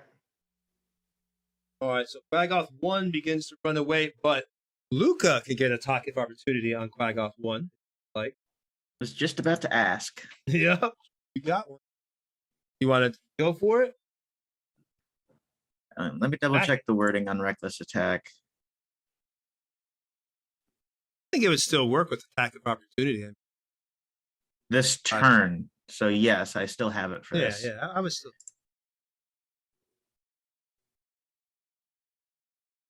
I think. Just don't hit. You don't hit. So you try to punch it, but it just kind of like arches its back, and your punches just hit the air as you're trying to. But nope, nothing happens. Quaggoth 1 running for the hills. It is out of there. All right. So now it is Quaggoth 2's turn. It's going to roll the same thing. Let's see. It's morale failure. D6. 1 to 2 it jets. All right. It stays in the battle. It's enraged. It turns to Luca. It's going to multi-attack at advantage. Oh, duh. What am I doing? I hit the multi-attack. All right, here we go. Here's the roll. That misses. I know you're higher than 12 AC. Yep. Got tougher skin than that. Here's the second attack at advantage. Oop, I only hit it normal. Hold on, I got it again. No worries. And there we go. Here's the 20. That one I know has to hit, but only 4 damage. So the Quaggoth, this time it swipes, even though it sees that some of its friends have gotten away. And apparently, maybe for whatever reason, it's staying around for the other Quaggoth. Maybe that's like its husband or wife, and when they truly love each other or partner or whatever, and it's just not leaving. And it just attacks and swipes at the face of Luca, and you're able to put your hand up, Luca, but it doesn't matter. It gets your lower chin and slices into your lip. It actually goes across your lip. You can taste the disgusting fingers and nails as they kind of go into your mouth. It's disgusting, the dirt and the grime gritting onto your teeth as it goes out. Saltiness of its fingers. Luca's eating worse. That seems unhygienic. And now it is the top of the round again, and we are back to Mako. Wait, you skipped me. Did I skip Bill? Yeah. No, Bill, you used your attack. I thought you used your attack to do the coordinated attack. Is this the same round that Scoop went? Yeah, it's the same round. With the coordinated? Yeah, it was coordinated. Oh, okay. Yeah. I went all the way downstairs to get next center and came back up, and it's still the same turn. Sorry. Yeah, so now it's Mako's turn now. But a lot of guys. There's only 2 guys left. So. All right. I'm gonna go ahead and. Yeah, no, I'm not brave. I'm gonna go ahead and whip my hands up, and suddenly a giant wall of thorns completely encircles and enshrouds me. So this will be another utilization of my. Let's see. Close. Bring up character sheet. Spells. Minor illusion. Good, great. Huh. That's my turn. All right. So Mako, you're standing.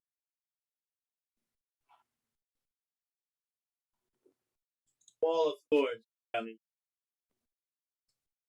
Like Dwarven Forge got pieces for everything. Yes. Gotta love that Dwarven Forge, baby. Love it. All right, so now it is Duncan's turn.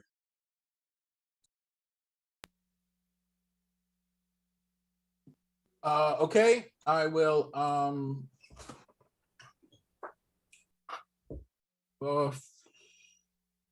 finish off the guy I'm on.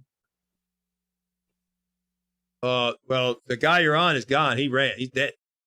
Oh, he's dead. Oh, sorry. Yes, there's a guy that's still being restrained by your the unknown friend here, and then you've got the one quag off that is on the rock, kind of fighting, and it looks angry. That's the one that hit Luca. All right, I'll move to that one.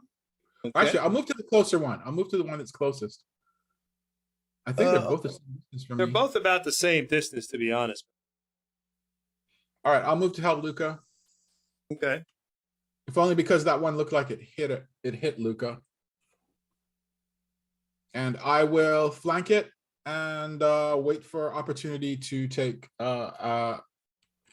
wait for Luca to go, and then I will do an attack at advantage. It was just All 10 right. HP. All right. Now, Well, our half-orc gentleman doesn't appear to be scratched at all, and you took a bit of a scratch. So he appears to be a very caring type person, just hugging that quag off, talking, conversating. I mean, it seems to be a very, very nice guy. yeah, they're both the same height, and it looks like a giant teddy bear, except it's vicious and ugly. But otherwise, it's a wonderful tableau. It warms my heart to see the scene of the two of you making friends. Well, I'll be right there and help you kill him. But for right now, let's deal with this bastard. Come on, how about it, Luca? Punch it in the ding ding. Punch. Now it's when I used to play, my girlfriend used to play. She used to shoot everything in the ding ding. Oh no, that was like her go-to move. I shoot him in the. All right, so now it's Sethreth's turn.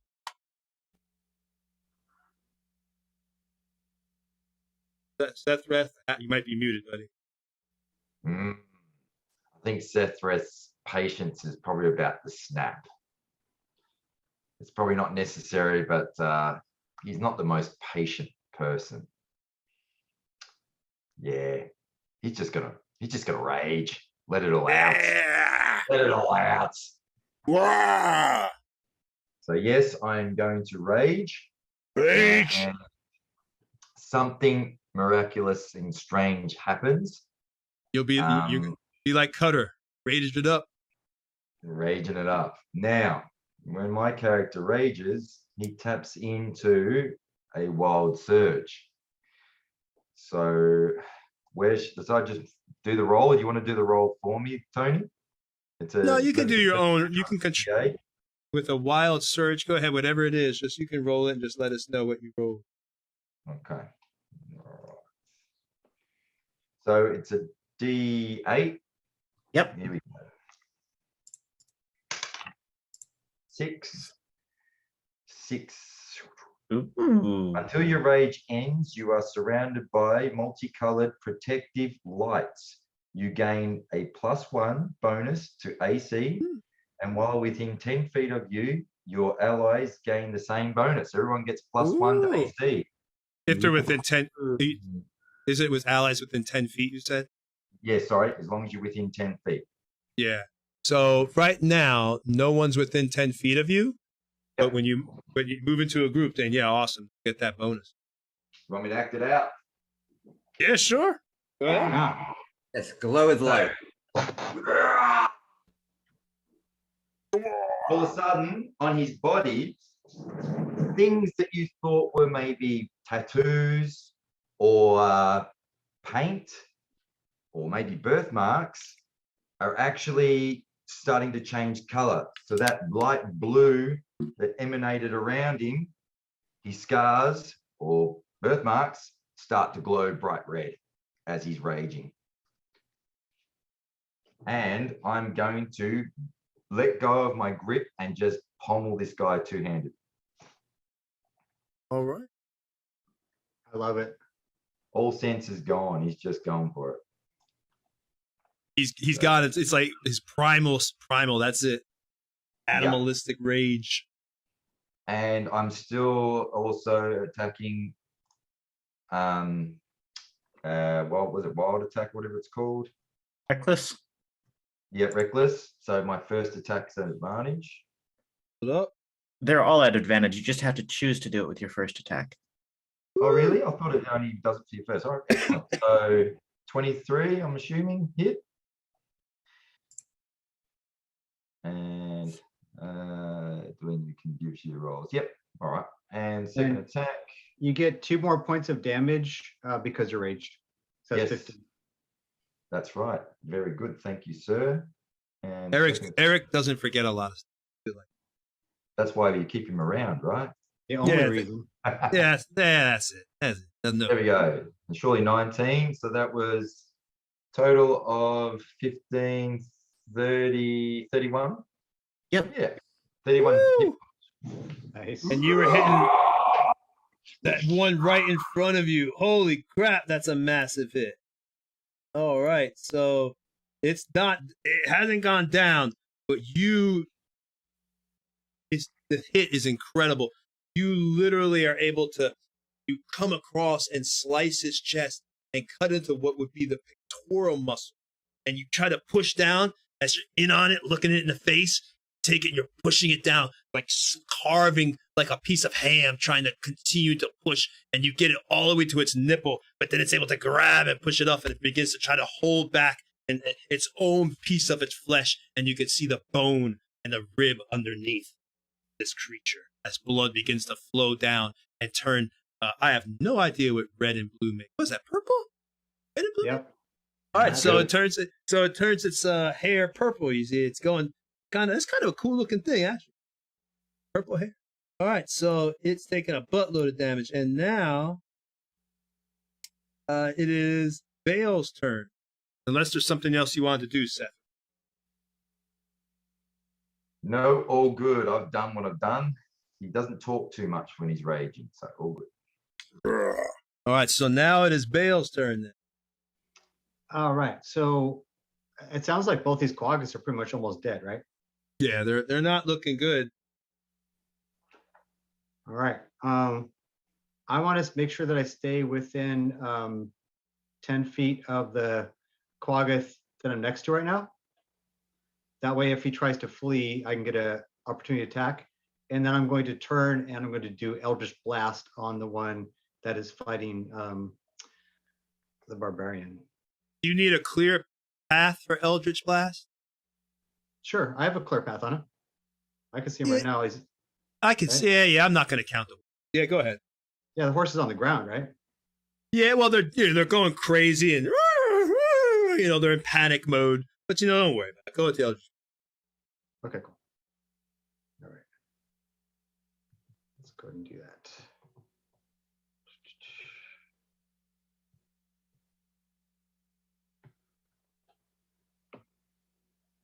Go. Eldritch Blast.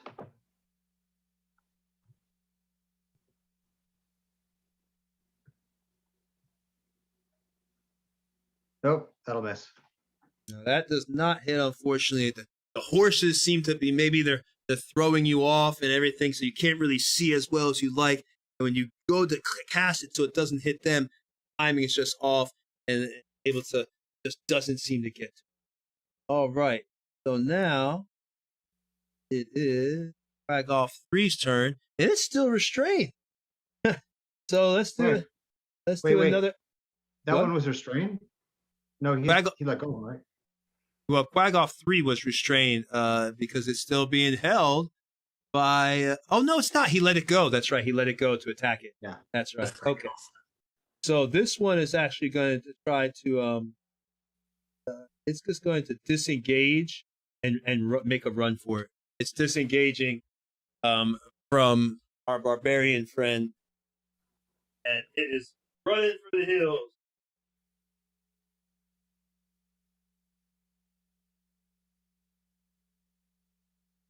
Trying to get away. It's still got one more round before it gets away. It's running. All right, so that's its turn. It is gone, just leaving. And next is Nope, nope, that one. So it is back to Luca's turn. You ready, Scoop? Well, that's right. Y'all getting your advantage attack right now. Do it, guys. I'm for teamwork. Right. Here we go. All right. I'll lead. Or not. Go ahead. Crit. Sorry. No, that's fine. You got a crit. Oh my goodness gracious. Yeah. We can stop right there. I did say punch him in the ding ding, but wow. Luca punched the ding ding off. That thing Luca's is down. gonna It's already down. I'm telling you, it's down. knee him in the ding ding and then slam his fist into like a floating rib and try to send that into its heart. All right, so you put a floating. It is down with a rib into the heart. The thing just drops. You actually see the bone sticking out, and you can actually hear the pop of the heart inside. It sounds like stepping on a wet, a half full milk bottle with the blood squishing out. It's just gone. I shrug and look at Luca and I said, Luca, what the heck? You didn't even get your chance. I don't know about you lot, but that was awesome. They're all dead. No. There's Or one running. by the purple shroom. All right, so now at this point, guys, there's only one running. So I'm gonna let y'all. If anybody wants to try attack the one running away, or do y'all want to let it go? I'll break out a crossbow. I'm gonna run that shit down. All right. Do I not get my turn? Well, that's what I was about to say. I was like, if we're all going to try to attack it, then Sparrow goes next. Well, no, I held up my attack, remember? Oh, yeah, that's true. You get your attack. That's right, Sparrow. He did hold. So let him get his attack, and then you can. I'm pretty sure it ain't going to die, right? That was a 20 with a crossbow. Okay. I don't run so good in chainmail. I'll pop it. So, no, if you did a 20, how much damage? A 9? 9 points. No, it's still up. I mean, the arrow sinks deep into its back, but it is still up. And anything else you want to do, or Sparrow? I just shrug and put the crossbow down and get ready for a long jog. Damn it. So you want my kingdom for a horse! A horse! So you're gonna try to run it down? You want to move closer to it?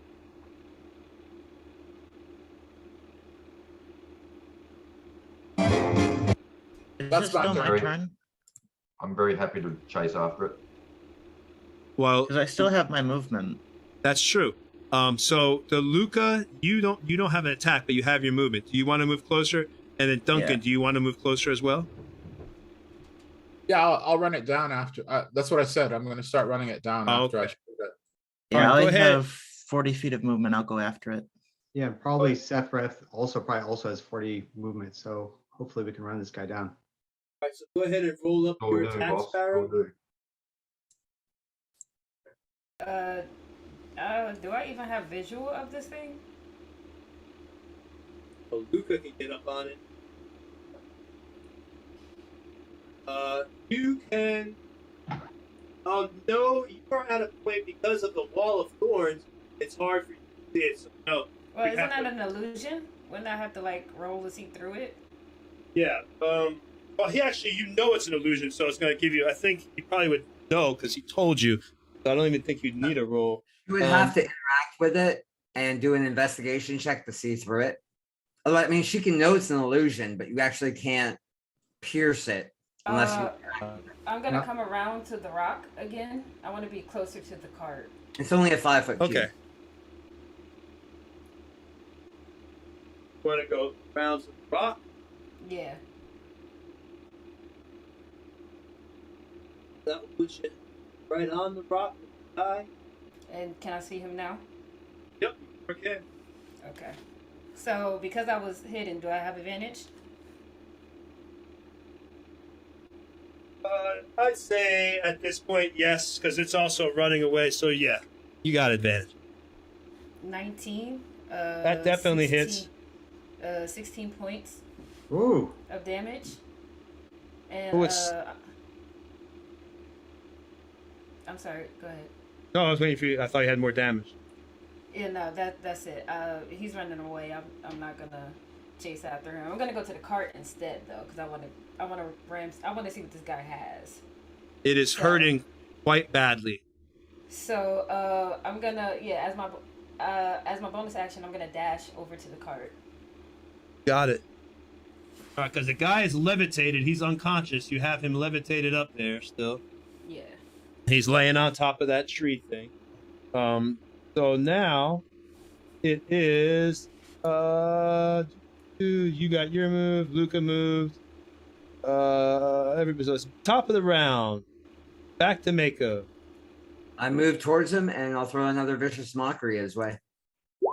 All right. I gotta do what is Nice. It is a wisdom saving throw, DC 14. use it so much you'd think I'd remember. Yeah. Yeah. Don't run. He'll only die tired. Yeah, unfortunately, I failed. So my guy is once again totally feeling. It's like, dude, isn't it enough that you're beating me down and killed all my friends? Now you got to talk smack too. Take 3 damage. All right. Oh, it's hurting bad. It's trying to run. You can see it's half stumbling over itself. Its knees are going out from under it as it falls. It hits the ground like a horror movie run where it falls and gets back up. Trying, looking back, like hoping you're not chasing, but seeing that y'all are. It's guttural grunts. Okay, so now it is Duncan Scoop's turn.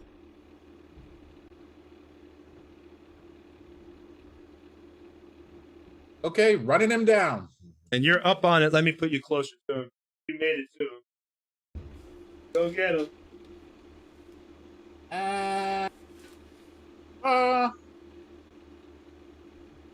Actually, yeah, I'll use my last one. I'll use my last goading attack.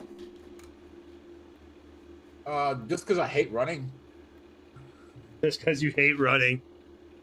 And just to get him to stop running and turn around and fight me, you big hairy bastard. Come on. All right, go for it. There's no way to talk to my character. Gee. Ooh. All right, he's down. He's down. It's gone. You can talk. You killed it. I taunt him anyway. Nice work, I Chris. was so fat. She. All right, I won't tell him. It's pointless. He's dead. I'll save that for when something alive. Yes, we are victorious. Nice work, Chris. Nice work, everyone. All right. So now that's right. It is down. The situation is you've got let me put you've got an unconscious guy next to Sparrow. You've got these goods laying all over the place. The horses are kind of flipping out, because the cart's overturned, but they're still standing. Oh, horses! Tony, can I? I'm sorry. Go ahead, Duncan. Oh no, I was just gonna say horses. Oh, joy! I could have used one a minute ago. Go ahead, Sparrow.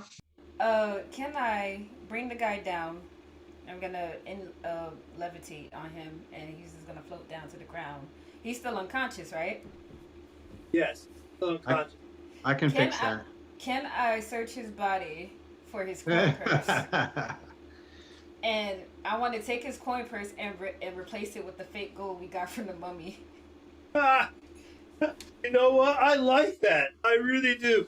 Give yourself inspiration for that funny shit right there. All right, go ahead and. Does my character see this transaction? Yes. Roll a perception. Yeah, go ahead. Sleight of hands. You do the sleight of hand and perception for Seth, Breath, to see if you notice. Hey, Tony. Yes. How about a 5-minute break for everybody? Yes, that's true. We'll do that after you get back. Well, they already rolled it, so we'll do the results. But let's take a 5-minute break, and we'll be back in just a little while.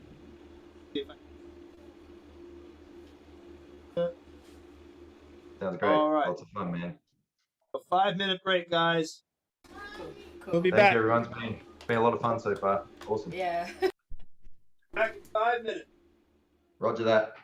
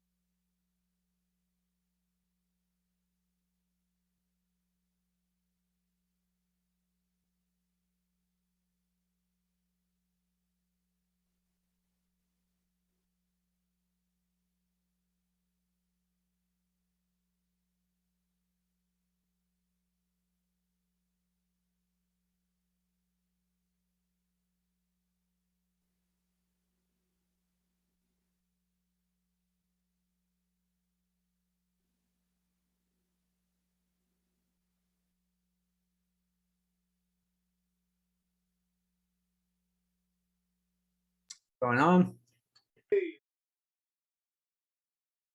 Hey, Paul. Nice illusion you threw in there, dude, to stop it from running away. Thanks. Very smart. Good play, man. Good play. That's right. That was a good battle. Right back. Yeah, you can do a lot of fun things with illusion, but it's so dependent on the DM because it's so simple. Like fireball, I do damage in this radius, reflex save for half. Done. Illusion is kind of like, well, how is he feeling today? What's our interpersonal relationship like? You know, Are the stars aligning? Yeah. But Tony, he's a really, really good guy. Like overly fair. I'm having a good time, man. Luca, Jesus. Hey. You're brutal with the fist. Yeah, I took a fighter dip for the unarmed fighting style. Yeah, because you're a barbarian, but you're more like a monk. I don't get quite as many hits as a monk, but I do hit harder. Yeah, that's impressive, man. You were cool like for a scorpion though. You should go back to being a scorpion. Do you wear like gauntlets or anything? Nope. Man, if you could find some, braces or gauntlets or something like that, knuckle busters, imagine the damage you do then. Ooh. Yeah, I'm Very actually Uh-oh. We're back. Oh, are we? Okay, good. cool. Okay. We'll keep talking shit.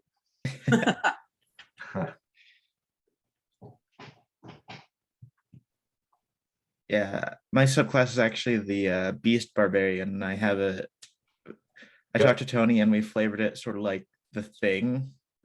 Oh, nice. Where instead of like a werewolf or something, it's just abomination.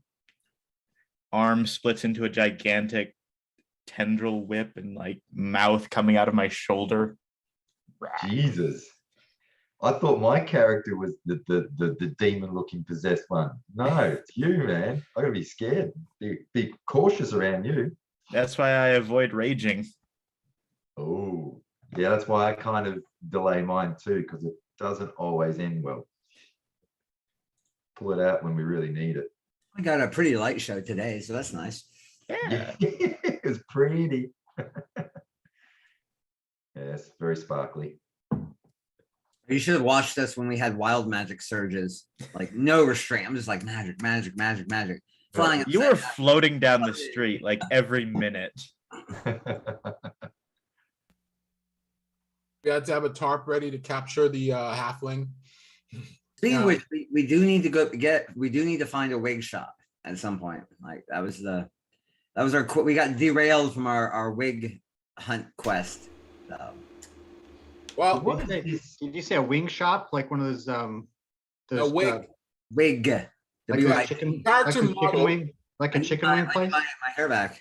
Yeah, your character model had a huge, thick head of hair, but then I remembered that you shaved your head to impress the other halfling girl, and so I didn't. It was a magic surge. It was a magic surge, and you went bald.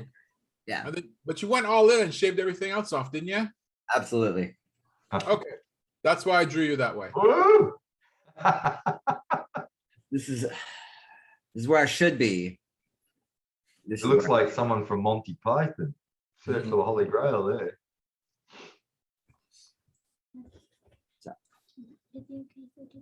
Yeah, good job, Seth, with all your role playing and acting and posing. It was pretty badass. It was. Once I get a little bit more confident and comfortable, I'll be a bit better at it. But early days.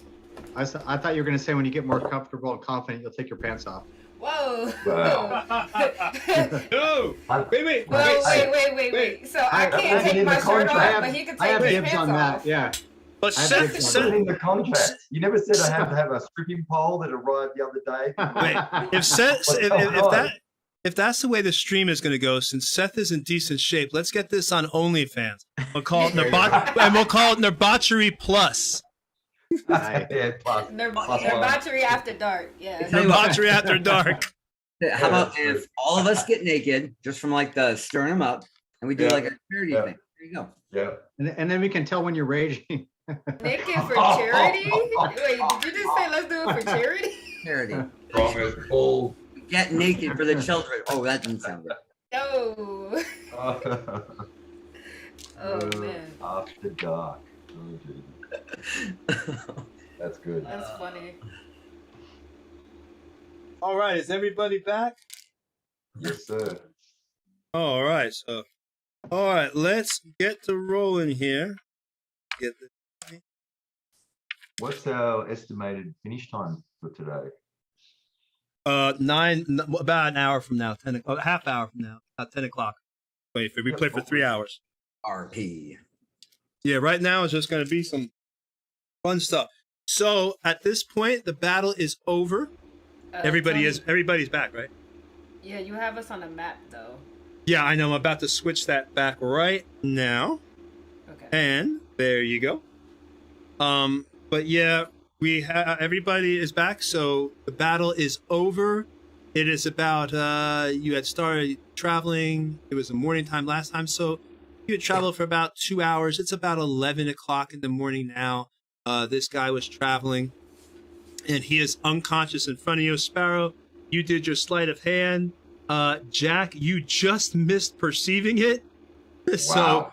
yeah, you got a 20. She has a 21. Hey, she's a shifty rogue, man. You So gotta how much watch money her. Did I get? It's hold on. You got 86 copper pieces. Cool.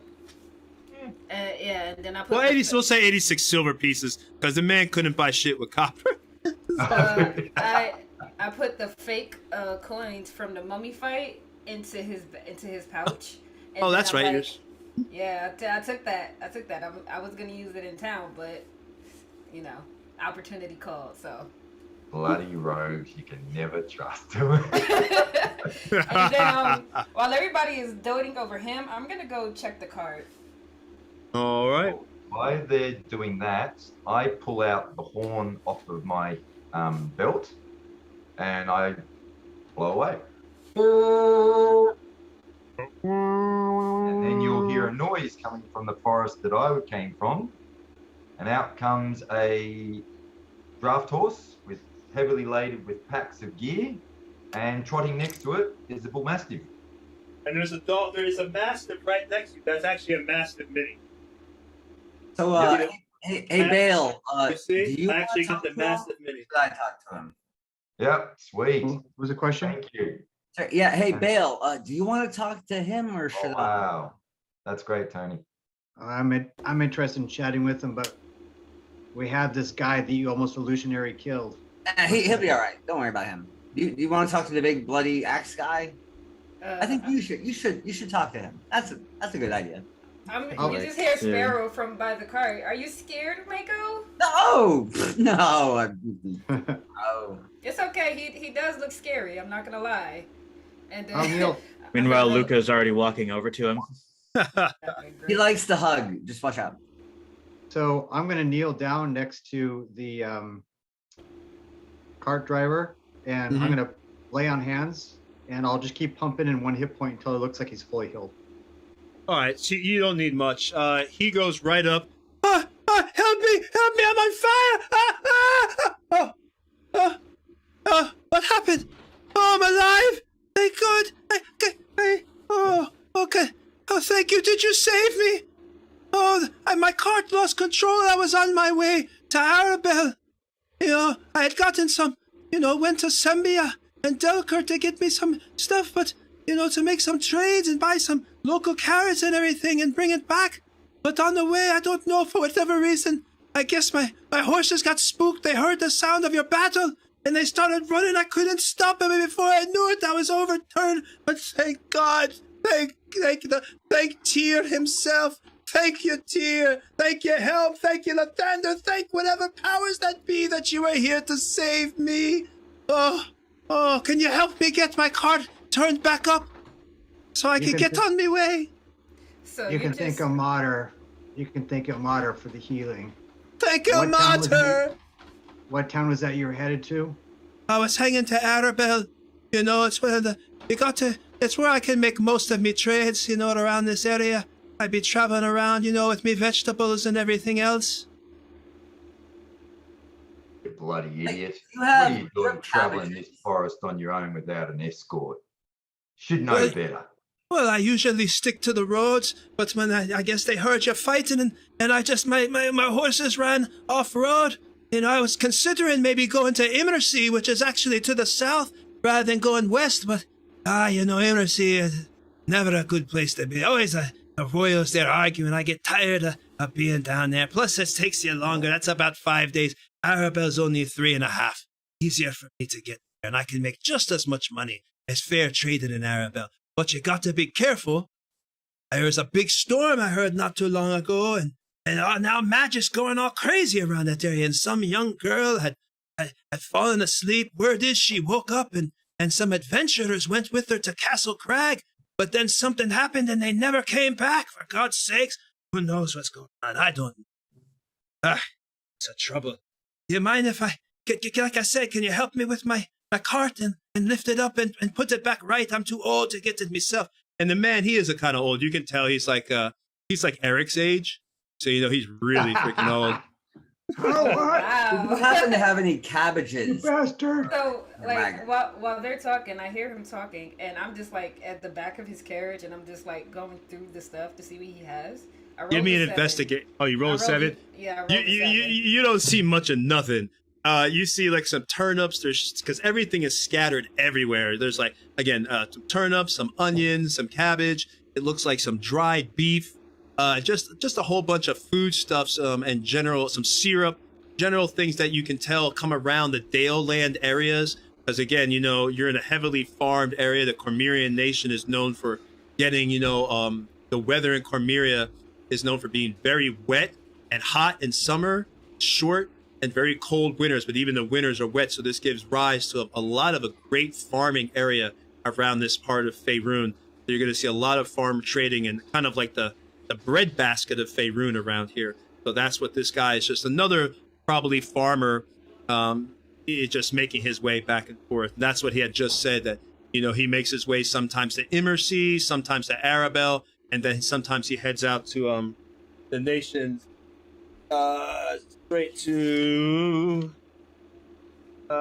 sometimes he hangs back to Darelune, as Darelune is also one of the friendlier places that he had said that he goes to trade, because unlike the rest of Sembia that looks down on most anyone who isn't from that part of Faerun, Darelune is as close as you're going to get to treating people with, common courtesy.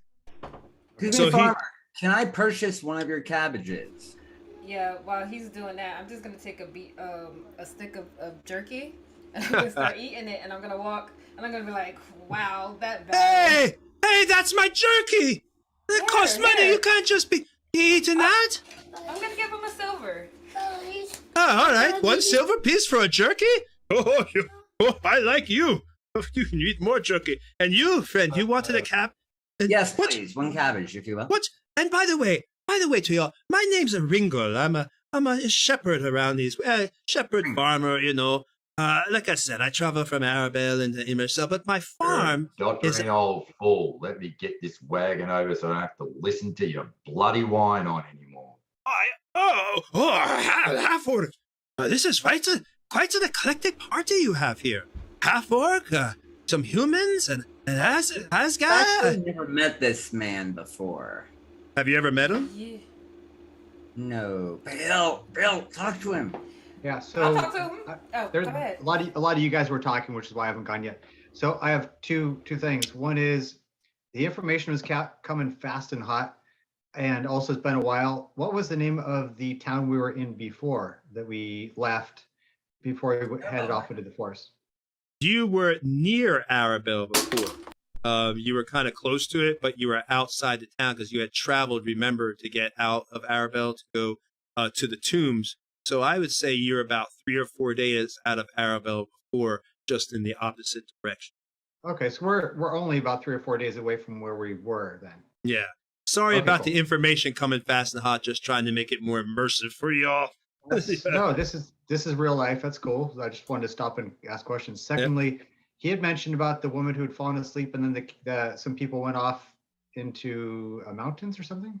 Yeah. Well, what happened is while you're going around the world of Faerun, the world doesn't stop. So some other adventurers, when she woke up, that's all he knows is that apparently some other adventurers, she woke up and they went and they didn't come back, but she did. So she's back. So that was my other question, was just to confirm that was probably her. So it sounds like yes. And now, as our impressive buddy with his banner and his horse and dog is flipping the cart over, I'm going to casually use detect thoughts. Give me an athletics check, by the way, really quick to lift the cart. And if somebody helps, I was about to say me. No. Regarding the cart, would Sethreth have gone, yeah, I can physically do this, or would he have hitched up the draft horse to pull it over? Oh, you could do it however you want it. If you want to do athletics, or if you have another idea for a role that you want to Would he try. have looked at it and thought physically this is an easy task, or? Like looked at it and be able to determine. Give me intelligence to see if you could determine how to hook up. My great stat is intelligence. See if you're smart enough to understand how to put a nail in a cart. So how do you do an intelligence roll? Just click on intelligence. If you try to flip it over, Luca yes. will help you. Or investigate. Just click investigation. I did intelligence 15, not bad. All right, yeah. So you're able to determine. And yeah, you can go ahead and get the card up that way. Okay, I'll do it that way. So athletics. Bam. Oh, Jesus Christ. All I right. must have slipped my grip. Well, I was going to give you, go ahead and you can roll advantage since you did the intelligence first. I thought your intelligence is that was that you're preferring to try to find like another alternative to using your muscles. I did say I wanted to assist him. Still crap. Yeah, okay, and plus Luca was assisting you, so you get a big advantage there. All right, so you're able to flip the cart back up, and now it is back up. And thank you, you big strong half orc. I always know you. You must be a barbarian from the north. You come, you're far down here. You usually don't see your kind this far down in the Dale lands. You must have a heart of an explorer or something to be this way. Well, you could say I'm seeking the truth, I guess. But like I said, let's get you packed up and on your way, old man. You got it. And somebody then I else. look at Luca's character. Thanks for the hand, big fella. Close. So who the bloody hell are you lot? You got names, or you just like? Can I get an answer about my detect thoughts first? Sorry, I didn't want to cut you off, but my answer probably would have come before your bit there. So tech Tony, thoughts, yes. As he was moving the cart, I basically want to see kind of his intentions and anything else that might be in his kind of outer layer of thoughts.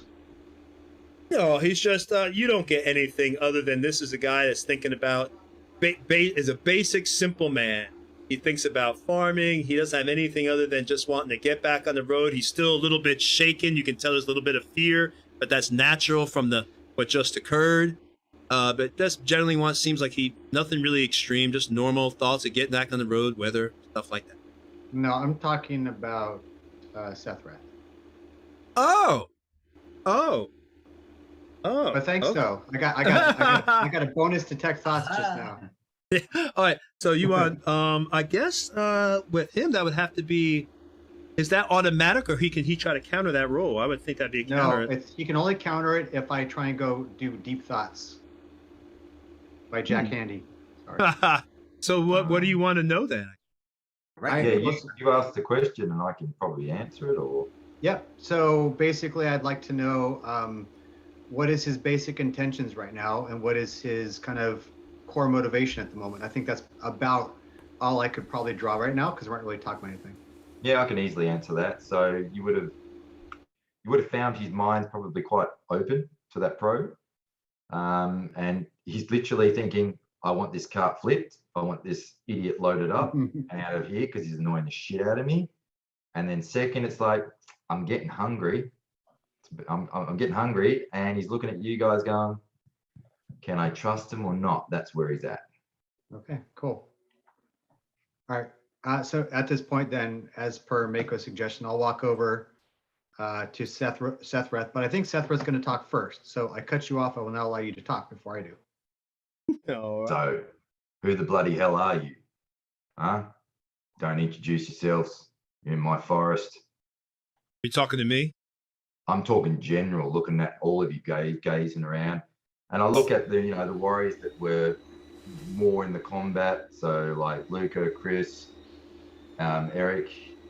And I'm like, kind of actually giving you a nod of approval. You fight well, I'll give you that. So Just who a are bunch you? of- Can I trust you? We're just a bunch of misfits trying to do the right thing. How about you? Yeah, I guess that fits me too, to be honest. You Bail, guys by the got way. any you guys got Bail. any tucker? Food? You Yes. talk funny, you lot, I tell you. So at this point, I walk up to him and I break off a piece of my jerky and I hand it to him. I'm Sparrow. Good, we got tucker. Why don't you follow me to my camp? We've got a fire going, we can eat and get to know each other. Capital idea. And you can tell us where the fuck we are. Deal. Come on. He looks down at his dog. Come on, Bull. Let's get going. What's your name, big guy? I look over at my side him. Sethreth. Sethreth Blood Tongue. Hmm. We have a bit of I a don't common ask you. name. Baal Blue Blood. We got a thing for blood, I guess. Yes, we I do. have no doubt that the next member of our party to join us will be named, well, the last name is going to be, let's see, we've got Blood Tongue and Blue Blood. So what's missing? Blue Tongue. Blue Tongue. That's what's missing. Well, we have blue tongue lizards here in Australia. So Bluetooth. Excellent. Our next party member will be a lizard man named Blue Tongue. We already Love have it. a lizard man though. Luca. Not anymore. Luca Oh, Farah. I have not introduced myself formally. Please know, Sethrith. I'll give him the full, yeah. I am Sir Duncan Yi Demar El Scoop Ibedorn at your service. a lot of name that. Just Does it Scoop. does it make you feel proud to have a big name? Absolutely. Well, all right. then. Actually, it made my parents feel proud because they gave it to me. A really long argument. Really long Yeah, argument ending with the longest name ever. Yeah. Your parents gave it to you, what, with beaten with a stick or something? No, they beat me with honey. Honey, ha! Is that why you talk with sweet words? It's true. You fight well, though, big man. You fight good. I like that. As do you, sir. Thanks. All right, so Why I do you guess all we set up talk so camp. funny around here?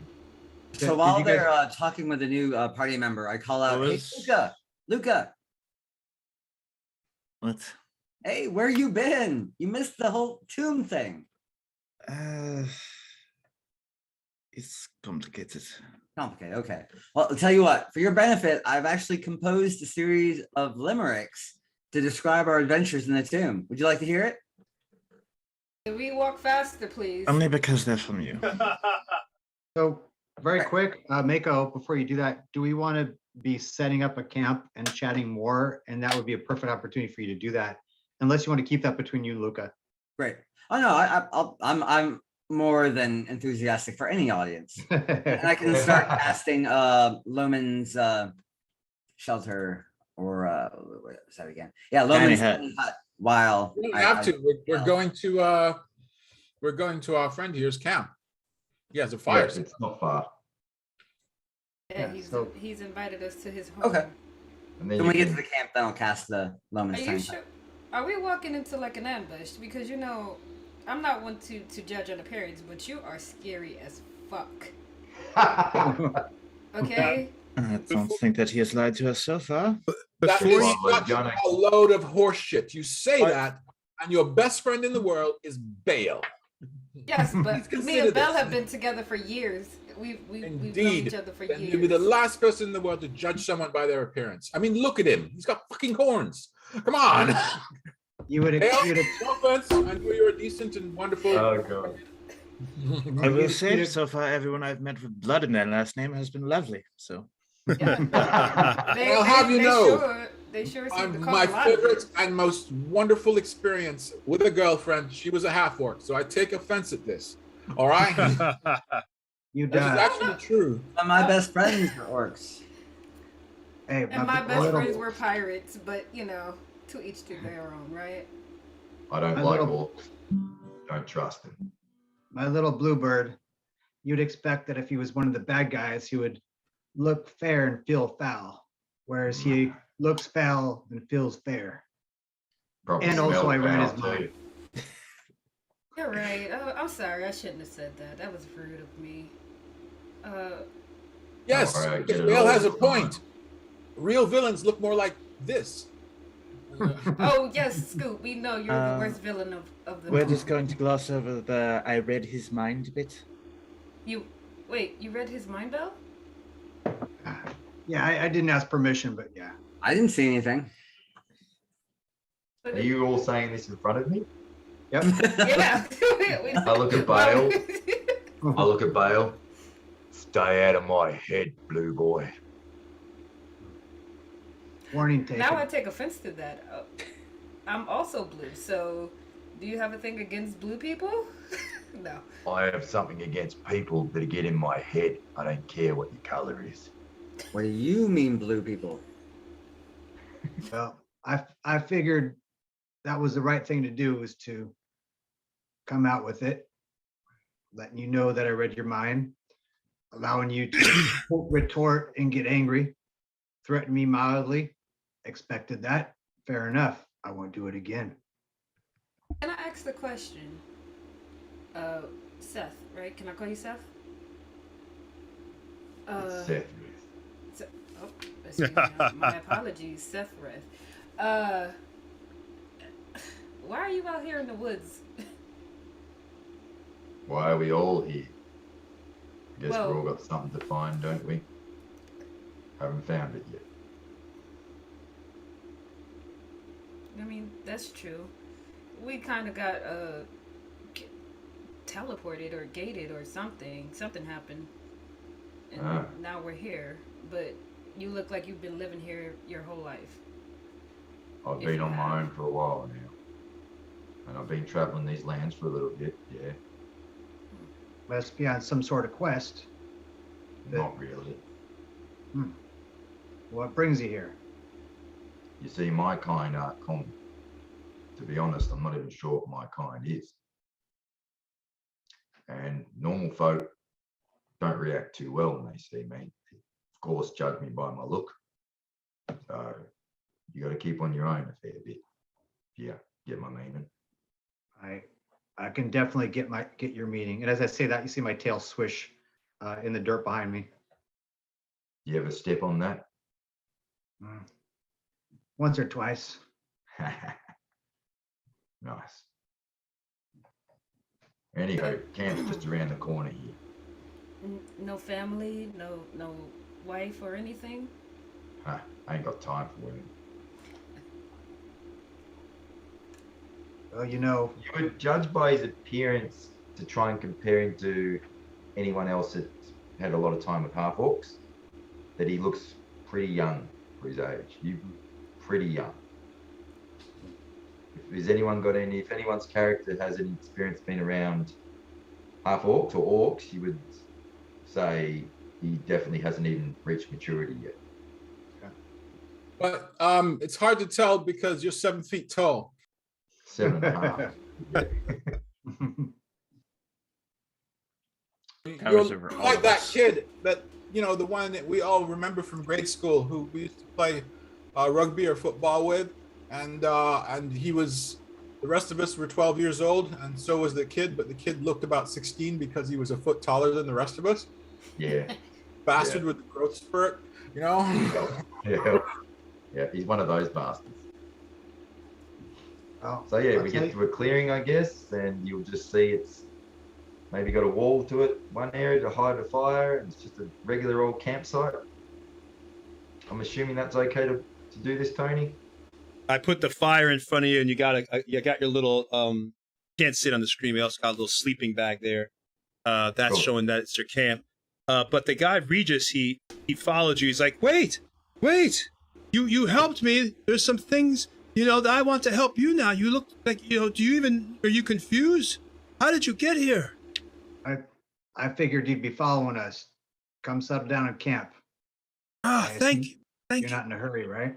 Oh, well, I being that you have saved me, I wouldn't mind having a little food. Don't worry. Let me make something for you. I got some meat here. Don't save your supplies if you got any. I'll make the rations here. And he begins cooking up, like, it actually begins to smell really good. Cooking up like some meat and some onions. Nice. He's got some leeks he's thrown in there.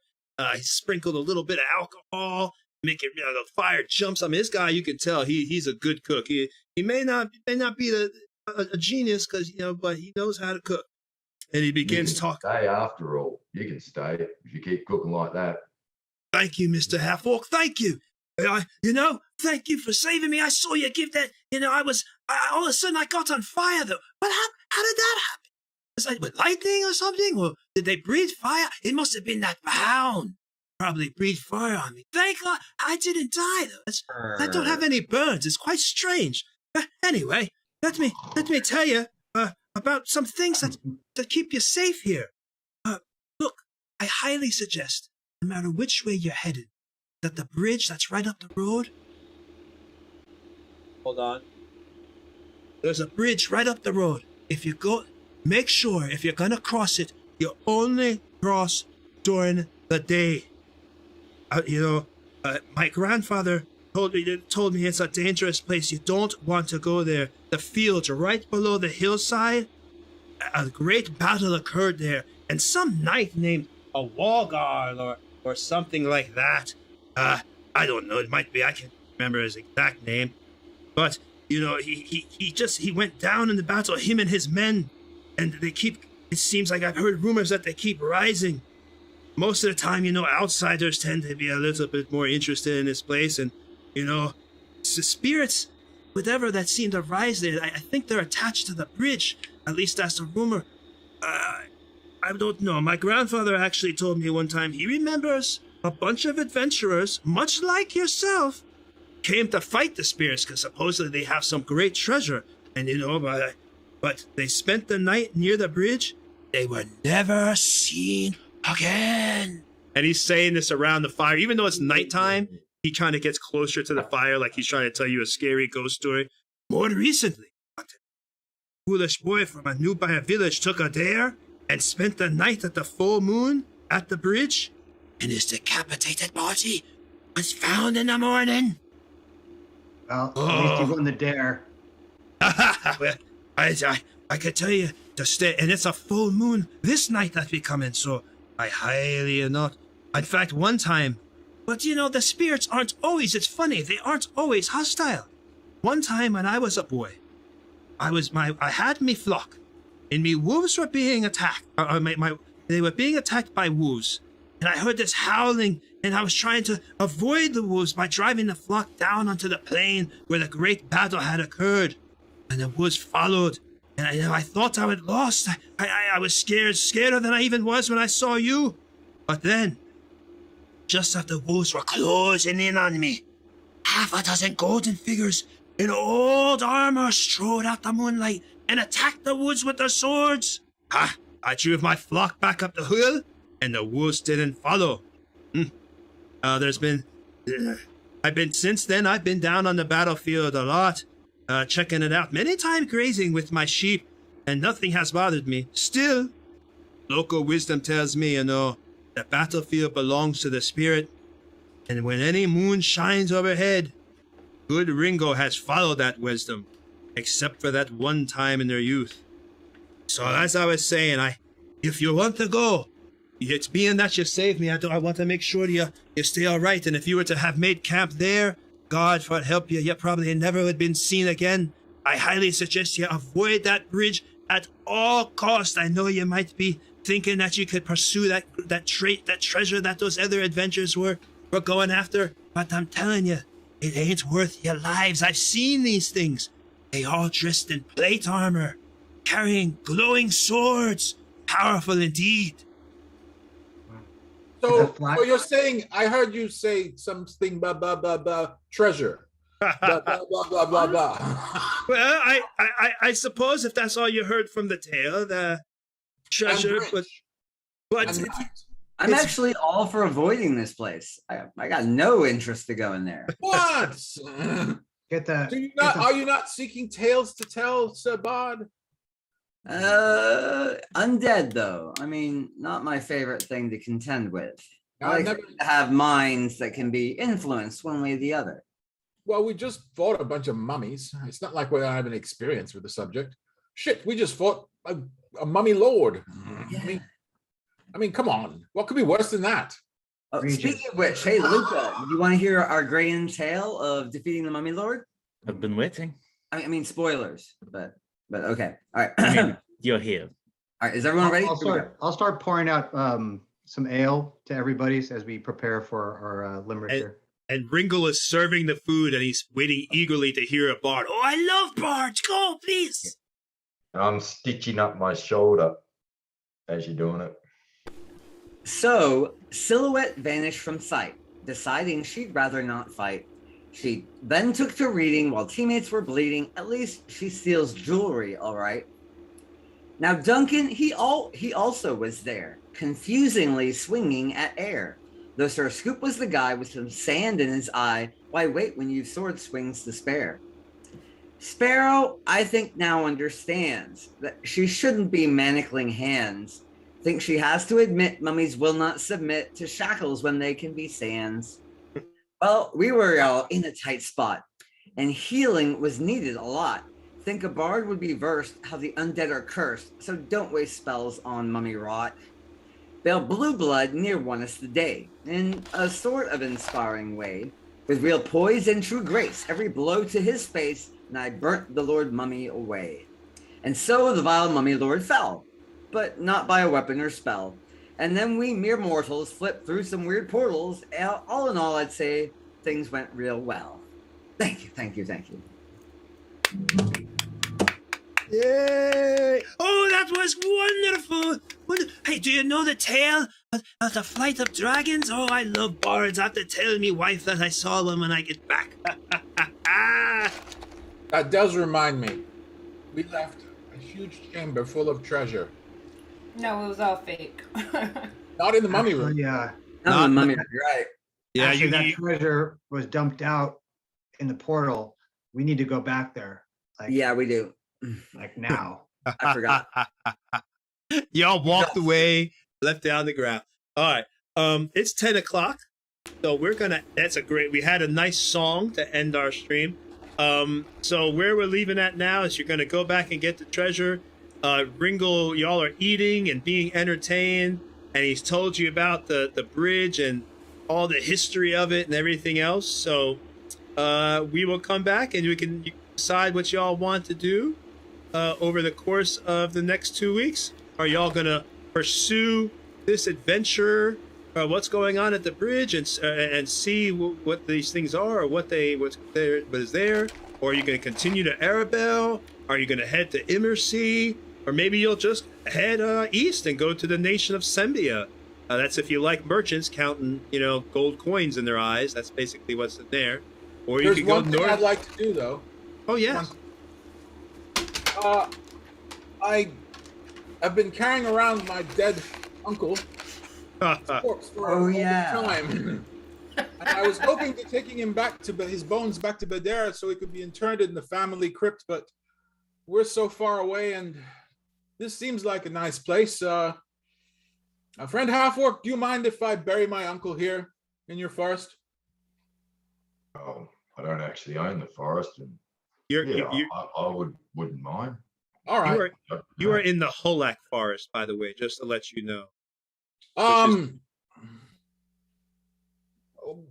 I know you're a bard, but you're also a priest. Could you say some words over him after I've laid him to rest? Absolutely. I do believe Joaquin would smile on his eternal rest. So before bedding down, I do bury my uncle. And I take the book that I did snatch from the altar, which was one of his, if I recall, and I put it in his hands and then cover him with rocks and dirt. I kneel down out of respect and lower my. All right. No, thanks. So everybody that participates in the funeral, give yourself a kneeling down. Duncan starting it up. Anybody who participates gets it. Woohoo! All right. All right. So you've got your uncle has now been buried, but his legacy is still alive. You've also got that stone. That's something else. There's a lot that y'all could do. You could head to Immersea. You could head to Arabelle. You could head east. You could go north, back to Dagger Falls, see what's going on up there. Who's carrying the stone? What? Who's carrying the stone? Miku, before she left, we're gonna say Miku had given the stone. Y'all can decide who's carrying it. That's up to y'all. I would suggest probably Duncan you carry it because it is your kind of connected. But y'all can decide whoever wants to carry it to your business. But yeah, y'all have plenty you could do. You've also got the stone, investigating what's going on with that. Finding information about that. So y'all have 2 weeks to decide, what you're gonna do. You're gonna explore, head north, head south, head east, head west, head Arabelle, head down to, like I said, Immersea, head down to Duluck, which is again in Sembia, or maybe you want to explore the forest and see what's going on in the woods. I don't know. Or you're going to go to the bridge and see what's going on over there. We will find out in 2 weeks with this cool sandbox where y'all decide to go and what happens. But other than that, right now y'all are cooking, eating, and Mako is singing songs. It's a very good way for the stream to end and your characters enjoy their. And we will see you all later. Bye-bye. Bye-bye. Great session, everyone. Had a great time. Bye. Thank you for tuning in. Oh, and we also have our Patreon channel where you can get free writing lessons, or we'll teach a new module. I'm also going to be talking about immersive DMing and world building, all that stuff. So if you're interested in learning about that, please check out our Patreon page where you can support us. And all that money, of course, goes to just give you a better show that we try to produce. So again, thank you so much for your support. Y'all have a great day. If anybody wants to say anything. Yeah, actually, Bye. I would like our buddy Jack to tell the stream a little bit about his business, and because it's related to that sweet ass battle axe he has. Oh, go for it, Jack. So yeah, my best buddy and myself have started about almost a year ago now a laser cutting and engraving business. Like we do make D&D related products, and as we go on, maybe once in a while I'll flash one out and show you. We do dice towers and all sorts of things. And this is a new product that I've just developed specifically for this character. And it will be making flat packs of these that we can send out that people can assemble themselves in the near future. So yeah, the business is called Project H2. Check us out on Facebook and on Instagram. Project H2, you said, right? Project H2. Awesome. We'll have to add that into the stream as a Nightbot command. So whenever you talk about your business, you can just hit it, and then people can link straight to your business and check out all the cool stuff that you. And I'll tell you, I'm probably gonna need a Tonan sword soon, because I have a barbarian called Tonan that's gonna be playing in Eric's game. So I might have to hit you up about a cool looking sword for my barbarian that's going to come in the future. So that would be awesome. We can help you out there, my friend. Yeah, that is so cool, man. Yeah, I'm glad to have you aboard, Jack. And yeah, I hope everybody had a good time tonight. We are going to get on out of here and tune in next Saturday for the Evil team. They had just got on the road. They are on the Moonsea Ride. If I'm not mistaken, that's the road heading north. That's the road they chose to take into the north. Is it the ride? I'm pretty sure. Yeah, the Moonsea Ride. And they are on the Moonsea Ride heading towards Tilberton. They had just come in contact with 4 cards. We are going to see what happened there. And we will see you all later and see you next week. Thank you for tuning in, and bye-bye.